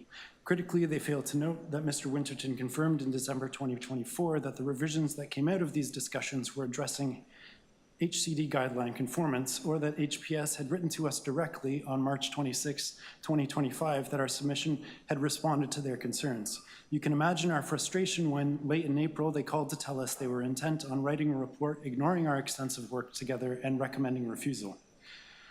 As to the project itself, I'll start with the simple metrics. HPS claims we are demolishing the second floor. We are not. The entire existing building, including the second floor, is being retained in its majority. HPS classifies this as a two-story addition. The total additional gross floor area of the proposal adds up to less than the existing area of the ground floor alone. HPS notes opposition to the materiality of the project in their summary, but only later in their report reveal this pertains to the proposed metal roof cladding. My client would have had no objection to changing the material of the roof if this item had been raised by HPS prior to the report. HPS contends that Old George has a tight, unified character. Here you can see that character is defined primarily by its difference. Each of the properties on Old George is unique in massing, in style, and in how they engage the ravine. And they are not all flat roofs, as you can see at number 4 on the left by Ron Tom. Further, this character is not defined within the HCD and only provides a description of the ravine lands in which our site sits. HPS is attempting, in essence, to create an Old George HCD and redefine the guidelines, which I would argue is outside their purview in the review of this project. HPS has tried to justify this by twisting the NRHCD's definition of streetscape, which is generally streetscape means the architectural and landscape character of the immediate streets. They take the word generally to mean they can, through a convoluted phrase in their report, limit their assessment to just one street. I would argue generally could equally mean more than the immediate streets. But let's just talk about the immediate streets, which I would argue include, in addition to Old George, Roxborough, and Highland. Along these streets, the houses vary in height, massing, setback, age, and style as shown in the package of streetscapes photos included in our submission. But more specifically, in the development of our design, we have made conscious reference to the B-rated Mackenzie Water building at 67 Roxborough, an interwar design completed around 1936 that is noted in the NRHCD as complementary to modern homes. We also note the relationship of 93 and 87 Roxborough, just 4 houses away from our site, where the 3-story B-rated house by Alfred Chapman sits comfortably next door to the 1-story unrated house by Krang and Boak. I'd also like to address HPS dismissal of 63 and 65 Highland as relevant context. Despite facing directly onto Old George and visible from the center of the roundabout, HPS contends that they can be disregarded because they were built in 1911 and don't match the style of Old George. This is a strange argument for a department concerned with heritage to make. It sets up a precedent for others who follow to selectively ignore relevant examples of building form, massing, and height, even those of heritage-rated buildings, just because they don't match the age or style of another set of neighboring buildings. I would argue contextual relationships are important regardless of age or style. and to dismiss them because of topography, but yet ignore the influence of the ravine topography on the apparent height of 1, 3, and 4 Old George, the very element that 2 Old George is restricted from accessing to TRCA regulations is more than a bit disingenuous. Taken all together, and I hesitate to say this misrepresentation veers into the unprofessional. I would expect HPS to provide a balanced view to TPB and Council. In this, they have fallen short. And a quick note here to correct one further misrepresentation by the deputant from 1 Old George during the TPB meeting to flag that the majority of direct neighbors to 2 Old George have communicated to the owner that they have no opposition to the proposal. And here's a list of, just to end on the positives, some positive aspects of the project. Okay, thank you. Any questions from deputant? Go ahead. So, Mr. Bootsma, I know you've been writing to my office, and I can assure you we have read carefully what you have to say. My question is this. You mentioned that, aside from there's obviously a difference in professional opinion between you and Heritage, you mentioned that you would have been prepared to consider a different roof if that was necessary to get Heritage's approval. Do you want a further opportunity between now and Council to have that conversation with Heritage and see if you can get their support? If that would gain their support, certainly. Well, I don't know whether that would gain their support. They have to speak for themselves. My question is, do you want another opportunity to meet with them? We welcome further discussion, of course. Okay, thank you. Okay, thank you. Next up is Charles Armstrong online.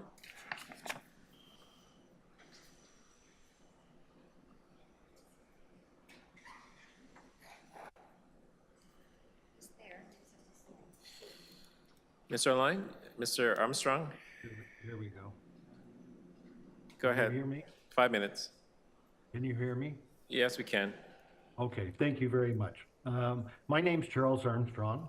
I am a resident of Rosedale and have been for 40 years and consistently appreciated the historical context of that neighborhood. I bought 2 Old George in order to retire into that house and do modifications to it. Architectural integrity is important to me. I got a hold of Edward Jones, who's done, who probably is one of the most important historical reference architects that I know. Has done the Covent Garden Opera House in England, the National Gallery in the UK, the National Portrait Gallery, along with Michael Bootsma. And this team cares, as do I, about the historical reference. So I just want to make that context clear. I also want to make it clear that our options to tear this unrated house down certainly presented themselves. And in fact, it was suggested that it may be a better option for me to do. I chose not to do that. And quite frankly, having gone through this process for over 12 months of back and forth, quite frankly, it may have been the best thing I could have done. However, that was not my motivation. We have fully complied with the Toronto Ravines Association and worked with that for over 9 months. We've actively engaged the North Rosedale Ratepayers Association, and I've personally visited 6 neighbors going over the plans from number 1, 2, 3, 4, Old George Place, 105 Roxburgh Drive, 97 Roxburgh Drive, and 61 Highland. And there's only, there's one person who I suspect we'll hear from today who will just not do or agree to any development. However, the people that she put forward as being objectors, one of them is 66 is coming. After this. Yeah. One of them is from number 3, Old George, who I contacted before, and I contacted last week, and he said if the building conforms to height restrictions and meets the guidelines, he has no problem with development. I also contacted Phil Gilbert at 97, who apparently wrote a letter, according to one of Sarah Richardson. And when confronted with that objection letter, he said, well, I haven't seen it, and I never agreed to it. So there's a number of discrepancies. Certainly, one of the things during the submissions to the historic board was where one of the most disturbing things was where someone referred to our design as a gulag watchtower. And this remark, not only does it show bias and prejudice, but it's profoundly inappropriate and not merely insensitive, but perversely offensive. As elected officials and representatives, I think you have a responsibility that the processes that we follow meet the requirements of the guidelines. That hasn't happened in this instance. There's been a lack of balanced consideration of the preservation work that we've done. But not a balanced view of what the neighborhood's view of it is. And I don't think that they have fully and fairly weighed the merits of our application. The author of the historic document that creates the guidelines feels that it meets the guidelines, and for some reason Heritage feels that they can hijack what the actual guidelines mean, and I think this is a very unfortunate move. You're at time. Thank you. Any questions for the Deputant? Seeing none. Thank you. Sarah Richardson? Online?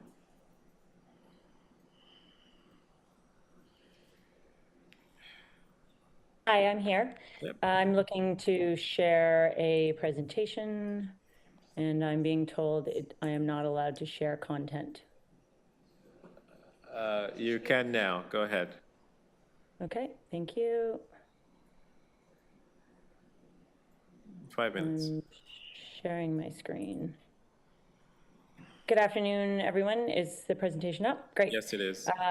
I am the resident at 1 Old George Place, and I just wanted to show you all a quick streetscape. This is our street as it stands now, characterized by modern, low-profile homes. It's a very unique street, and in 1957, a covenant was developed by the original developer of this very unique cul-de-sac, which said that no dwelling or any house shall rise higher than 25 feet above the level of the crown of the street. I've been a resident on this street for 24 years now, and it is a very special, very unique street, and the architecture and the modernist sensibility is cherished by many of us who live there. As you can see from the proposed redevelopment, this new home is proposed to rise over 46 feet from the floor of the garage, visible from the street, to the roof. In the guidelines for new buildings and alterations, in addition to unrated buildings, the suggestion is that they should be designed to be compatible with the heritage buildings in terms of their scale, massing, height, setback, materials, and fenestration. And what you can see here is a little diagram showing that is my house on the right side, the two rated houses on the far left at number 3 and number 4, and Mr. Armstrong's proposed house at number 3. Here's an image which would show how Mr. Armstrong's house would sit on our street. And the neighbors believe that this 46-foot height and massing is incompatible with our current street.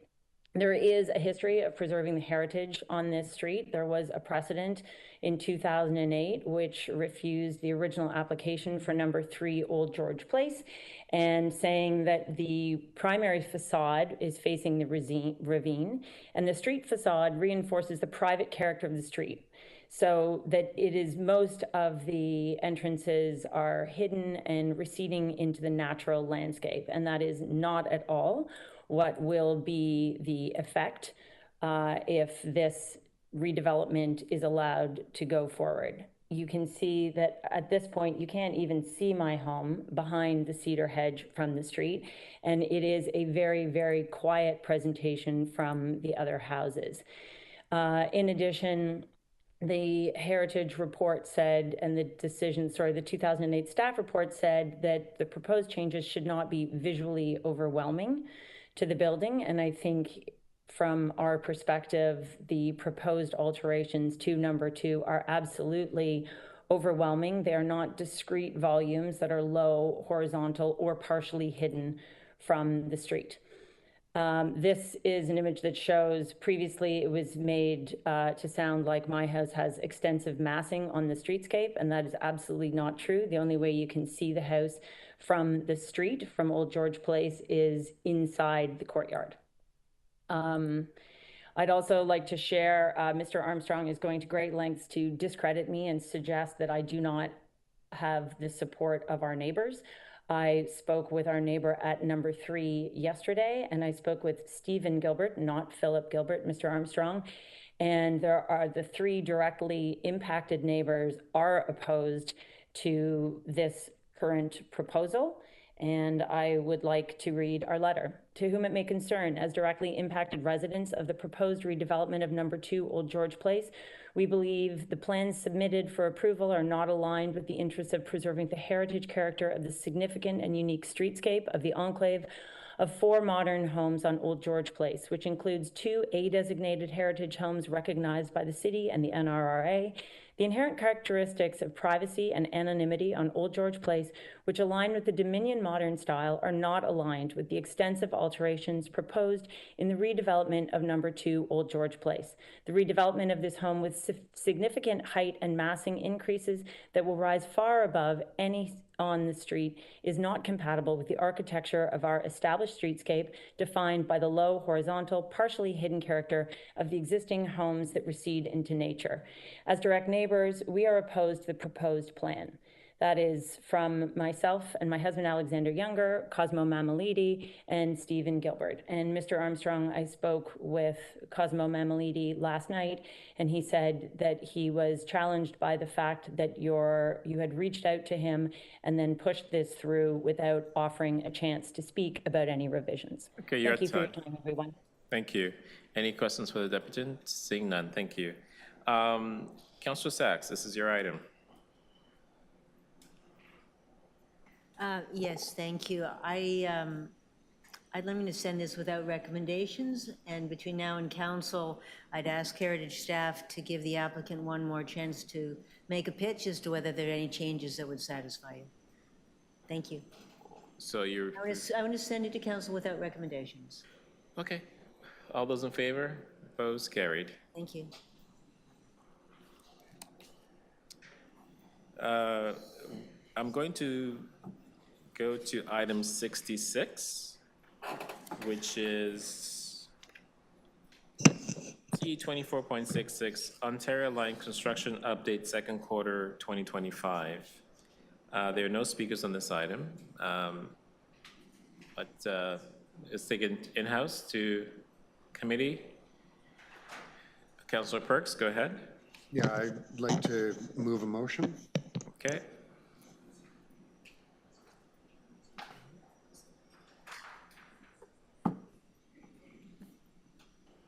So this is exactly the same motion as I moved last time this item was in front of us, but because of a procedural trick that even I struggle to comprehend, it went to council, and because it came back, we have to remove all the motions that we moved that time.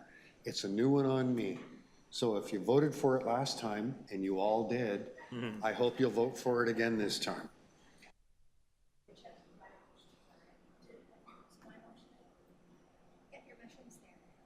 Okay, so next up is Councillor Bravo on the same item, and then Deputy Mayor Malik.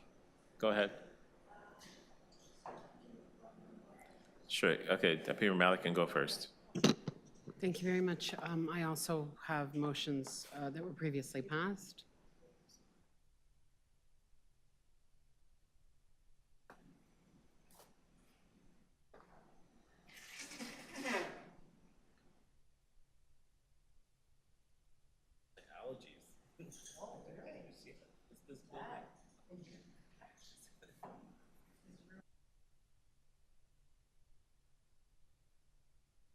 Deputy Mayor Malik's motion's on the screen. Did you want to speak to it, or you're good?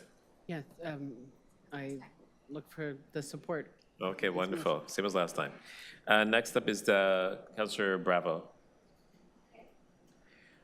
I believe that this is the same motion that that everyone adopted last time that is being resubmitted because this has been referred back to committee. This is the level of hell we're at in the same meeting over. It's Groundhog Day.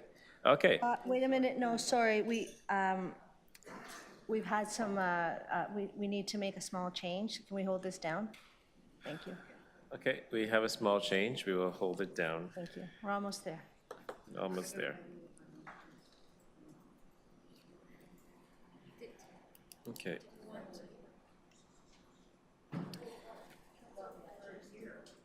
Huh? Sorry, did you move your? No, I haven't moved those, so. Okay. Move mine, get yours fixed. Okay, so Councillor Fletcher, go ahead, move your items.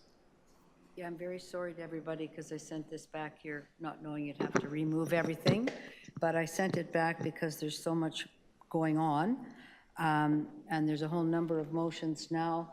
That just has to do with non-routine permits and non-routine permits and approvals, making sure that's being done right. Next motion, please.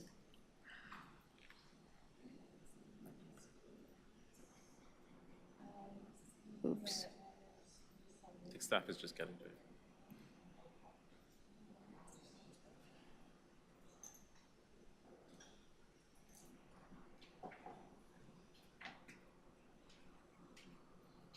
Okay. This is just about the number of rats that have now been freed in my ward by the Metrolinx crews at Pape and Danforth, Cosburn and Danforth, Queen and Degrassi. So advising them they need to figure that out. They're not as responsive as they could be. This is about the haul routes. They posted the Gerard Hall route and then they took it down, but this will be coming back and we really need to. It's 100 trucks a day on Gerard Street going to the Don Valley. It's going to be quite hellish. Okay, that's it. Okay, we're gonna. Route. I'm sorry, there's another one. Is there? Which has to do with the DCM Community Services Replanting Plan Maintenance for Don Valley. I think it's 1 and 2 and half. Oh, 1 and 2 were there. And then just to review that, all of the parking changes that had to be made here today were a result of an elementary school with 400 students having to close and move for 18 months because of the Ontario line from Pape onto Jones and everything that goes with And those that. items were moved earlier. Yes, but their clerk has kindly attached those onto 66, so we're clear it's all in one place. Whatever it is, you did something special Okay. with them. It's taken care of. Yeah, I'm just, if you can give me 1 second, I'm just going to do, putting in Council Bravo's. Okay. The clerk is making changes to Councillor Bravo's motion, and then we can just deal with it That'd be great. now. Oh, thank you to staff. But I appreciate the shout out, Councillor Perks. Okay, Councillor Bravo, your motion is coming on screen.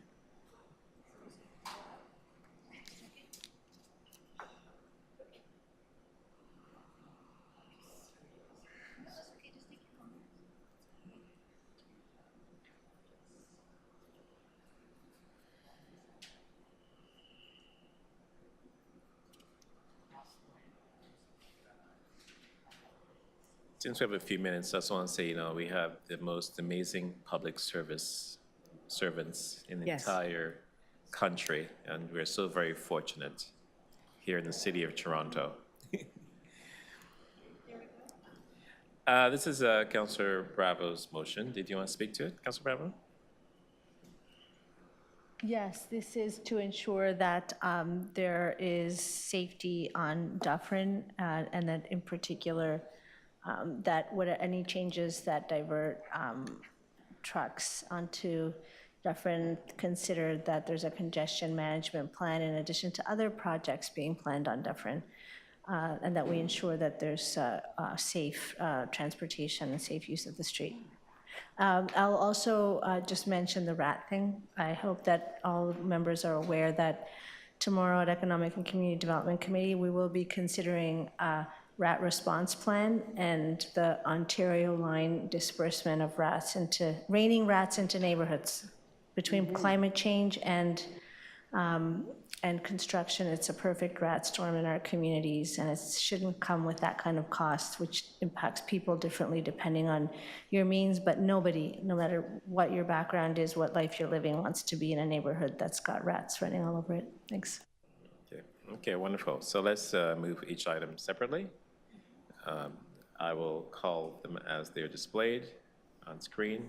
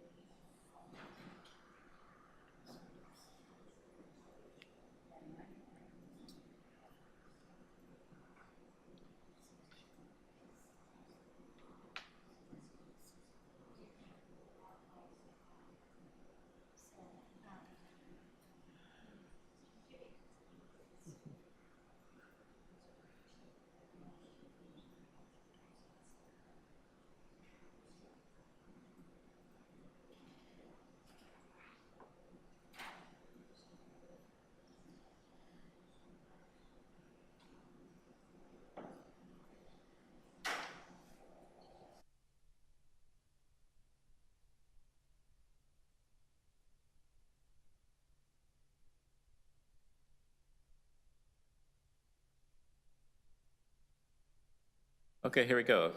Councillor Perks' motion, all those in favor? Opposed? Carried.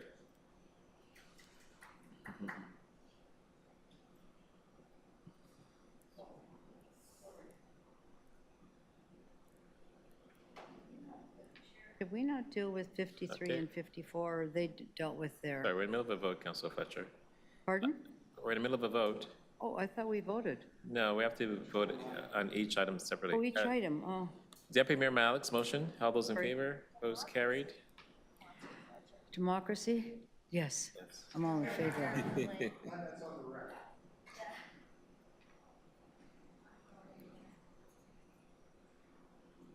Councillor Fletcher's motion, all those in favor? Opposed? Carried. And one more, be Councillor Bravos.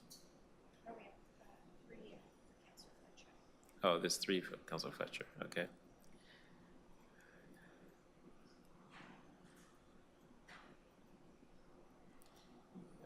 Councillor Fletcher, your second motion, all those in favor? Opposed? Carried.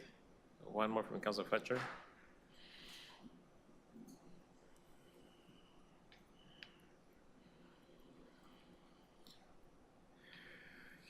All those in favor? Opposed? Carried. And the last is from Councillor Bravo.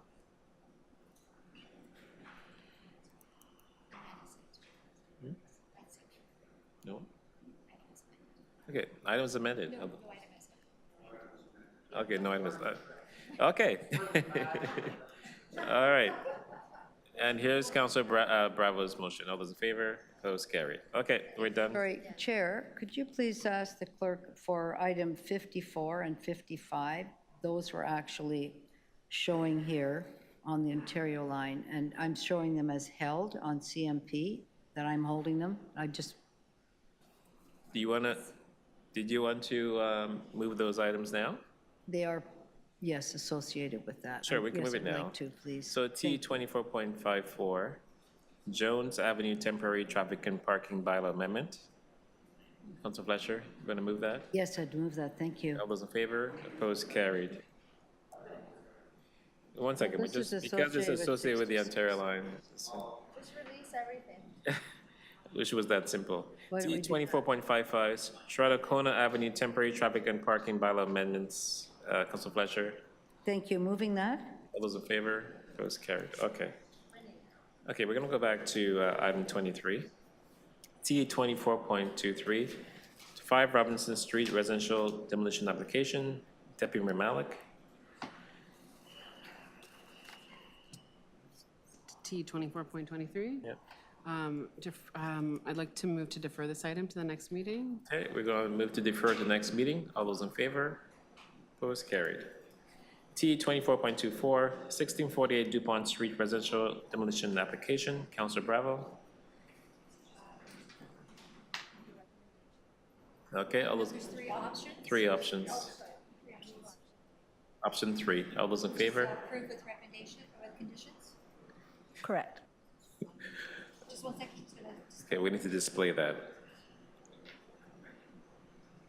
There we go, option 3. All those in favor? Opposed? Carried. T 24.25, 267 Merton Street Residential Demolition Application, Councilor Matlow. I move recommendation 3. Recommendation 3. We're going to display that.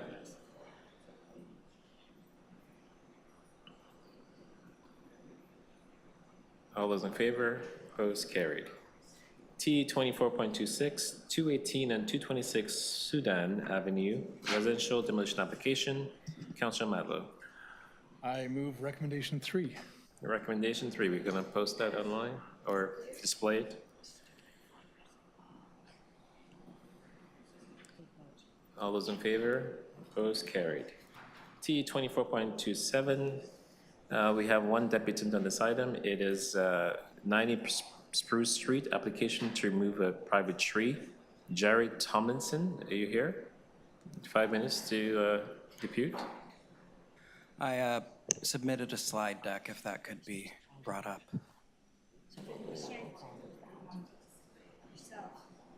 Oh. Just a moment, I'm sorry. You know, you get to a point where you can't stay. Do you have your computer? Should I hold on this item? Yeah, we just stop this time. He's just there. There's Jill Arthur again. Okay. Can we meet? It's available. Okay. Earlier, yesterday.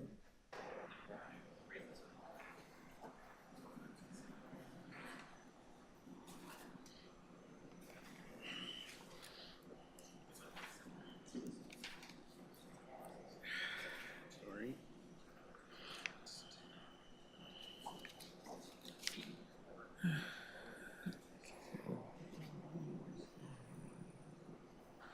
Is it plugged in? All right, we got it, I think. Yeah. Okay, go ahead. Hi, my name is Jared Tomlinson. I'm an ISA board certified master arborist. I'm ISA tree risk assessment qualified. I qualify as a butternut health expert under Ontario Regulation 830/21. If anyone wants to verify my ISA credentials, you can do so on treesaregood.org. The subject tree is a ginkgo located at Spruce Court Co-op in Cabbage Town behind units 90 and 92. The trunk measures 41.2 centimeters diameter at breast height. The tree, which you can see in the photo, is in good health. I do not dispute this, but poor structural condition and form due to its management history. You can see in this photo that I've marked up all of the places in which heading cuts have been inflicted upon the tree's main scaffold branches being the main branches that constitute the architecture of the crown. So these heading cuts have critically compromised the crown architecture, and as a response, the tree has put out multiple weakly attached water sprouts at every single heading cut. Ms. Chanel Labrie, the assistant planner at TPPR South, evaluating the application incorrectly stated that previous pruning was limited to small branches near the top of the tree. As you can see, these cuts have been made on every single scaffold branch, critically compromising the crown architecture. In this slide, you can see a little screenshot of Urban Forestry's own internal assessment tool for assessing structural condition. You can see that weak branch unions and poor architecture are factors that are to be considered in evaluating the structural condition of a tree. As mentioned, the heading cuts have critically compromised the crown architecture of the tree, and Urban Forestry's own tool states that one critical structural defect warrants a poor condition rating. A poor condition rating qualifies a tree for removal under Toronto Municipal Code Chapter 813, Section 18. Furthermore, and I didn't think I needed to bring this up in the initial report because it seemed so obvious to me that the structure and form of the tree had been critically compromised.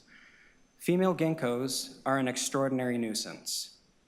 I don't mean a minor inconvenience, an extraordinary nuisance.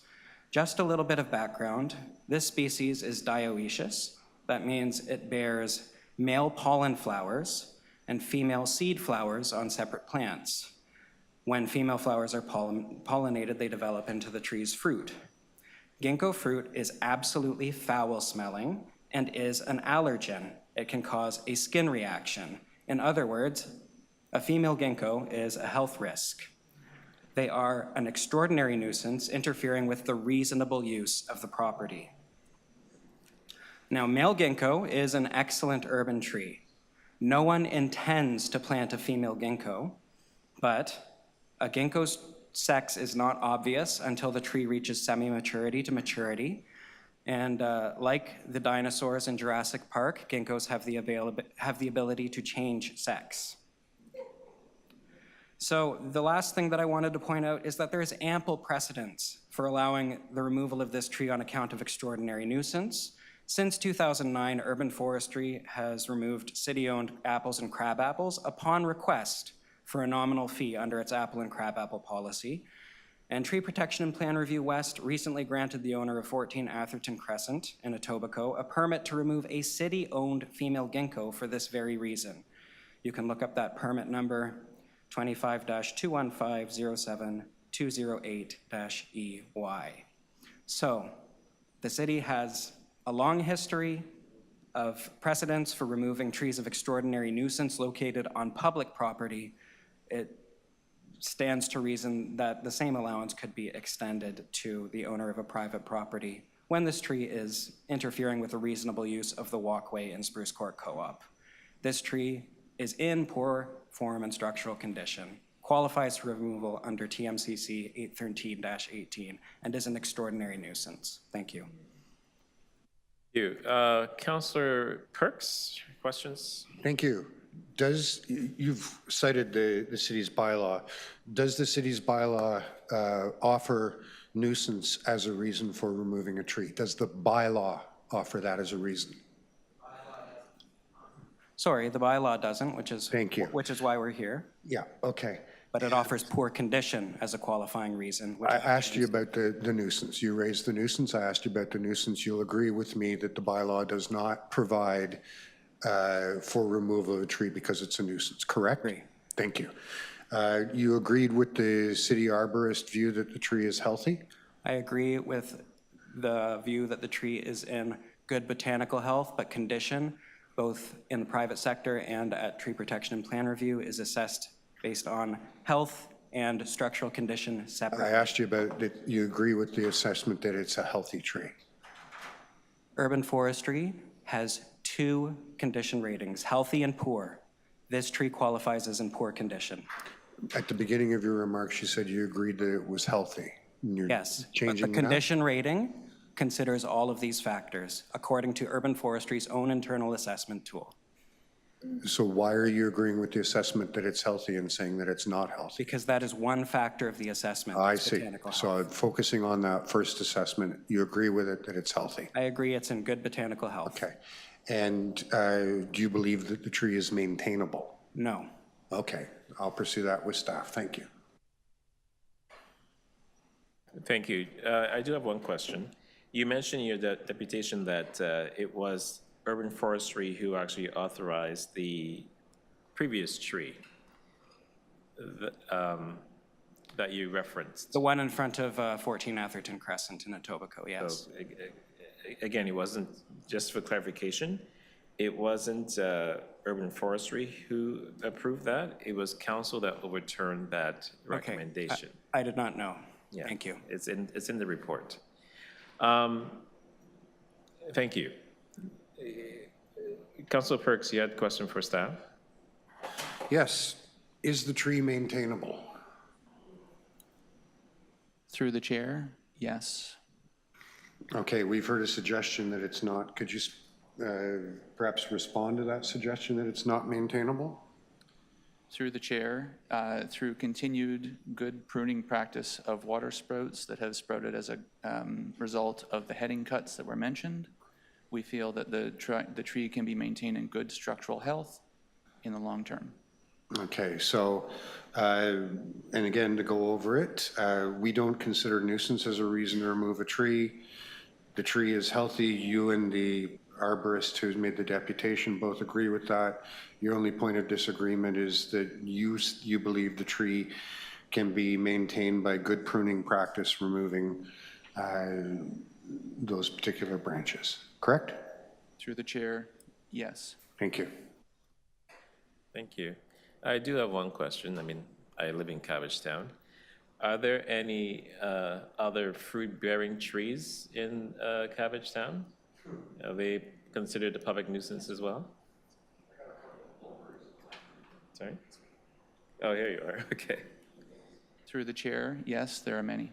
And do we receive other complaints from other residents in the area regarding wanting to take trees down that are a nuisance? Not to my knowledge. Yeah. Okay, those are my questions. Again, I'm not an arborist, but I do have to, I don't have to, but most often, by convention, I do follow staff's recs on these things because they are the experts on these issues. And in this instance, I'm actually going to recommend staff's recommendation on this item. All those in favor? Opposed? Carried. The next item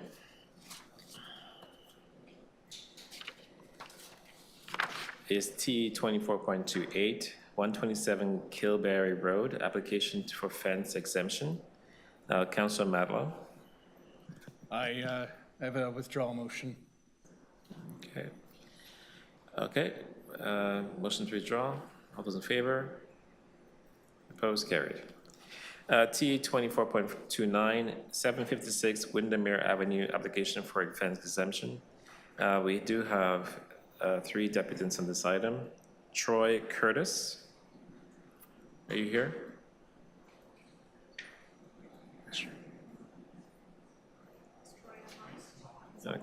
Okay, online. Yeah, I'm here. Go ahead, 5 minutes. Okay, so I'm at 754 Windermere, so the neighboring property. My family and I live there. I don't necessarily object to a 10-foot fence. I just want it to be safe and on 756 Windermere's property. So I did provide a letter of support and $4,500 towards this fence about a year ago. The 3 objections, I want to note though, I was not consulted since providing the money and the letter. So the first time I saw the fence proposal was when this meeting was posted there. So there's just 3 issues. The first is that the fence as proposed will be partially on my property. So I built a lane house here a couple years back, and I have a survey that shows the property line 4 inches north of my coach house. The fence is proposed at 2 inches from my coach house, so I just asked that the fence be built on the neighboring property, preferably, like say, 4 inches from the property line as my coach house is. The second issue is related to vents. There are 4 or 5 vents on the property on the north side of the building. and I would like to be able to access them in case there's any kind of maintenance issue. One of those vents is a dryer vent, so if there's a fence there that's only 2 inches of space, it could potentially be a fire hazard. I just learned from a friend who's a fireman. So I want to be sure that I have access to those vents and that it's safe. And then the final issue is there's a window on the north side, one window on the north side of the building. And the only way of egress to get out if a fire is through that window. Now, in their proposal, they proposed a kind of a hole the same size as the window, which is good, but I don't think it's as safe as it could be. So I think what would happen if they have kind of that hole, you'd end up with a sort of tunnel that we would all have to crawl through in the event of a fire. So I think the easiest way to do that is just no boards above the window, and I think that would be the easiest way to escape if there was a fire. So those are my 3 objections. So as presented, I oppose the fence exemption. But if those 3 items are addressed, then yeah, I have no trouble. I think the fact that I've contributed $4,500 towards this fence is a reasonable ask to have these 3 things addressed. So that's it. Thank you. Thank you. Any questions? Seeing none. Next up is Khalil Mohammed. Yeah, 5 minutes. And who's accompanying you? Donna? I'm Donna. Okay, go ahead, 5 minutes.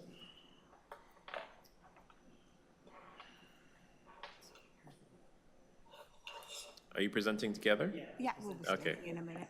Still 5 minutes. Thank you. Go ahead.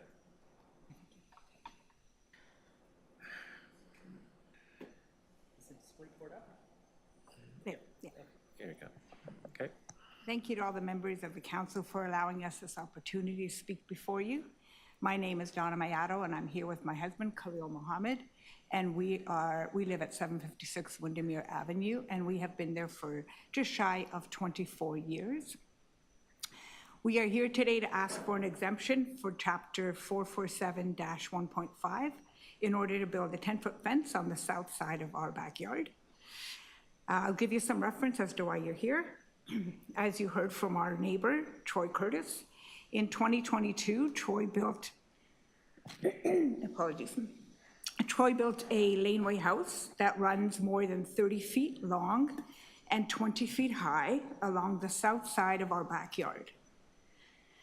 Mr. Curtis's new dwelling is about 5 inches from our property line. Before the laneway house was built, we had a 6-foot fence that ran the length of our yard, giving us privacy and delineating our space from our neighbor. We agreed to have that fence taken down so that the excavation could happen and the house could be built. We have a landscaped yard, as you can see, thank you. And during the build, 2 of our 14-foot cedars came down due to lack of proper fencing and proper protection being given to our space. As the build was moving ahead, we noticed that a window was added to our side of the property. We had been assured by Mr. Curtis and his architect that our side would have no windows, even when we went to the Committee of Adjustments for this. During the build, there were layout changes that resulted in permission being given for that window and the plans being revised. We were never told of these changes, and now we have a window that looks into our yard. As the house neared completion, we realized that all of the HVAC for the house vented onto our side. Nowhere, I'll just let you be aware that the other side of this house, the south side, is a laneway that is on the other side. So nowhere during the project were we ever made aware or shown plans that revealed that the HVAC would all be on our side. So we now have a total of 6 vents facing our backyard. These vents are bathroom, laundry, air intake, and others. As a result, whenever Mr. Curtis uses his dryer, we have the dryer exhaust blowing through our backyard, and this is especially noticeable in the winter months when the hot air meets with the cold temperatures outside. As a result, we smell odors from the dryer and the bathroom, and we can also hear private conversations through the vents when we are enjoying our yard. All of the reasons I've outlined above are why we are here before you today. We would like to build a fence that is 8 feet high by 8 feet long up until the house begins. And then when the house begins, it'll go up to 10 feet high by 30 feet long, which would mostly cover the vents that face our property. When the project was completed, Mr. Curtis did replace the 2 fallen 14-foot cedars with 6-foot cedars. Over the past year, the cedars have started to brown. So we recently had an arborist come to the house from the company that planted the trees to see what could be done. He stated that because the trees were directly below the vents that blow out hot air in the winter, when the trees get hit with the cold air, the hot air from inside and then the cold air from the winter, ice forms on the top. And as you can see, Mr. Maloney there taking the measurement of that vent, those trees have fallen over to the side and ice forms in that because of this difference in temperature. So he said the warm air also prevents the trees from properly going dormant in the winter. And he agreed that the proposed 10-foot fence would definitely provide protection to these trees. We would like to be granted the fence exemption so that we can move on and properly close off our property and have the privacy that we had before the house was built. Mr. Curtis did compensate us for the 6-foot replacement fence, so the added cost of this fence would now be our undertaking. We do have a letter of support from Mr. Curtis stating his agreement to a 10-foot fence. We also have a letter from our neighbors, Tim and Michelle, on the north side at 758, and their backyards are the ones that would be directly running alongside ours, and they would see our fence. I just want to take a moment to address what Mr. Curtis said previously about the property line and wanting the fence to be built on our side. When Mr. Curtis replaced the fences, not this big fence, but other fences, he arbitrarily, without any conversation, built this fence 2 inches on his property, never discussing it with us, but now forcing us to build 2 inches into our property line, which was never discussed with us. I just want to add that. Thank you so much. Okay, thank you. I allow you a few extra seconds because, you combine your time. Any questions for the deputant?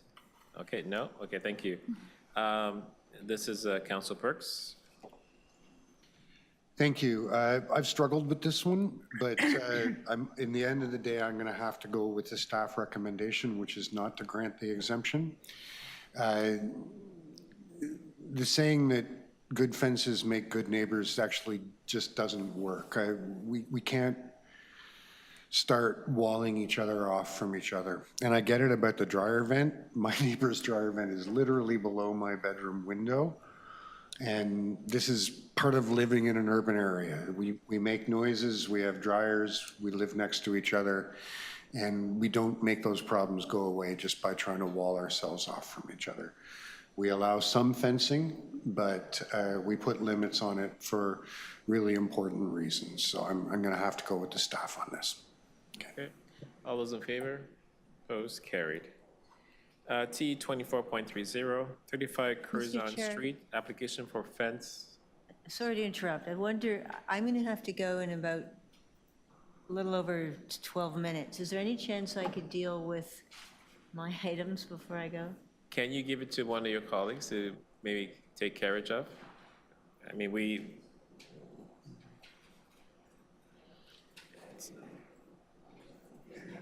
okay, T 24.30, 35 Curzon Street, application for fence exemption.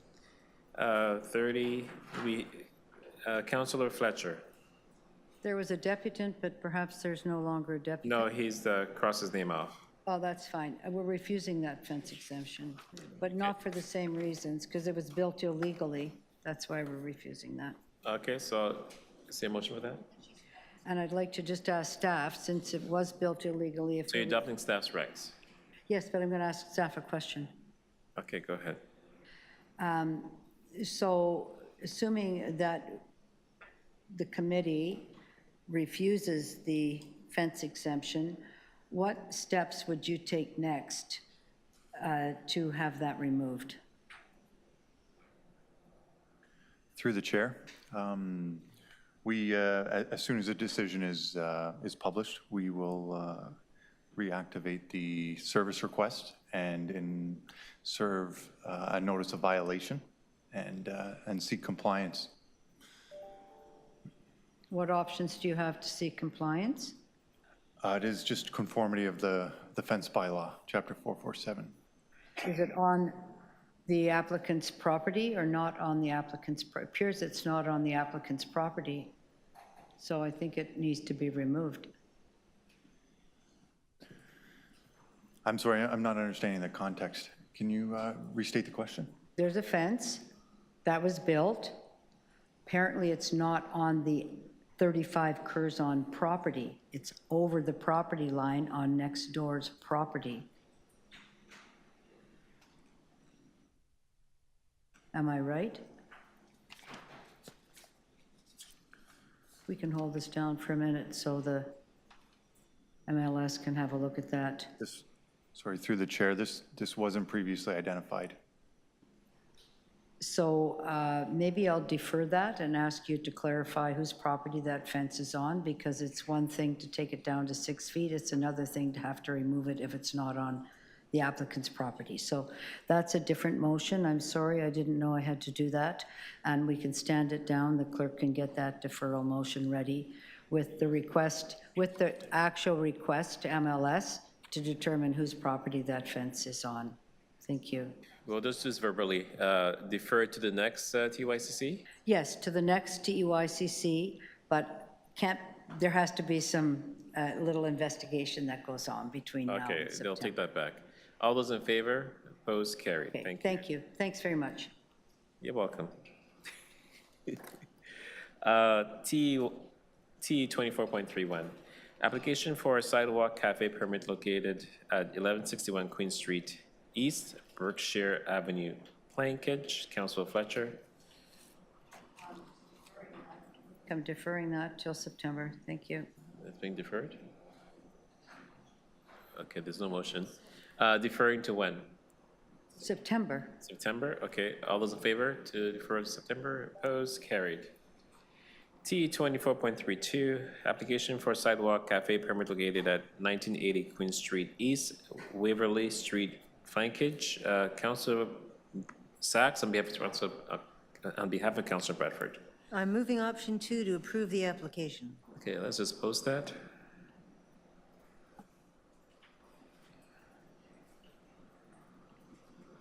All those in favor? Opposed? Carried. Okay. T 24.35, 86 Killberry Road, encroachment appeal, fence and bollards. We have one speaker, Brent Zeilberg. Are you here? Yes, I am. Okay, here we go. 5 minutes, go ahead. Thank you, Mr. Chair and councilors, and a special thank you to Councilor Matlow and his office for all his help and guidance in navigating myself and my family to this point.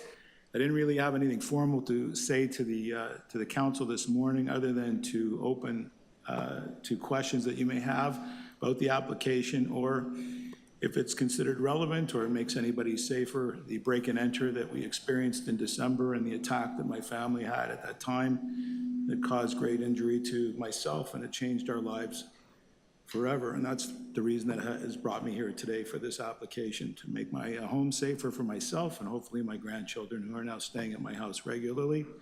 So I open it to any questions that you may have for me or my experience, and otherwise I defer to the council to carry whatever they need to carry. Okay, Councilor Matlow. I move the alternate staff recommendation to approve. Okay, all those in favor? Opposed? Carried. Thank you. Thank you. Thank you. The next item is T 24.53, Sherburne Street North and Elm Avenue, Maple Avenue traffic control signals and traffic regulations. We have one deputant, Patricia McMillan, online.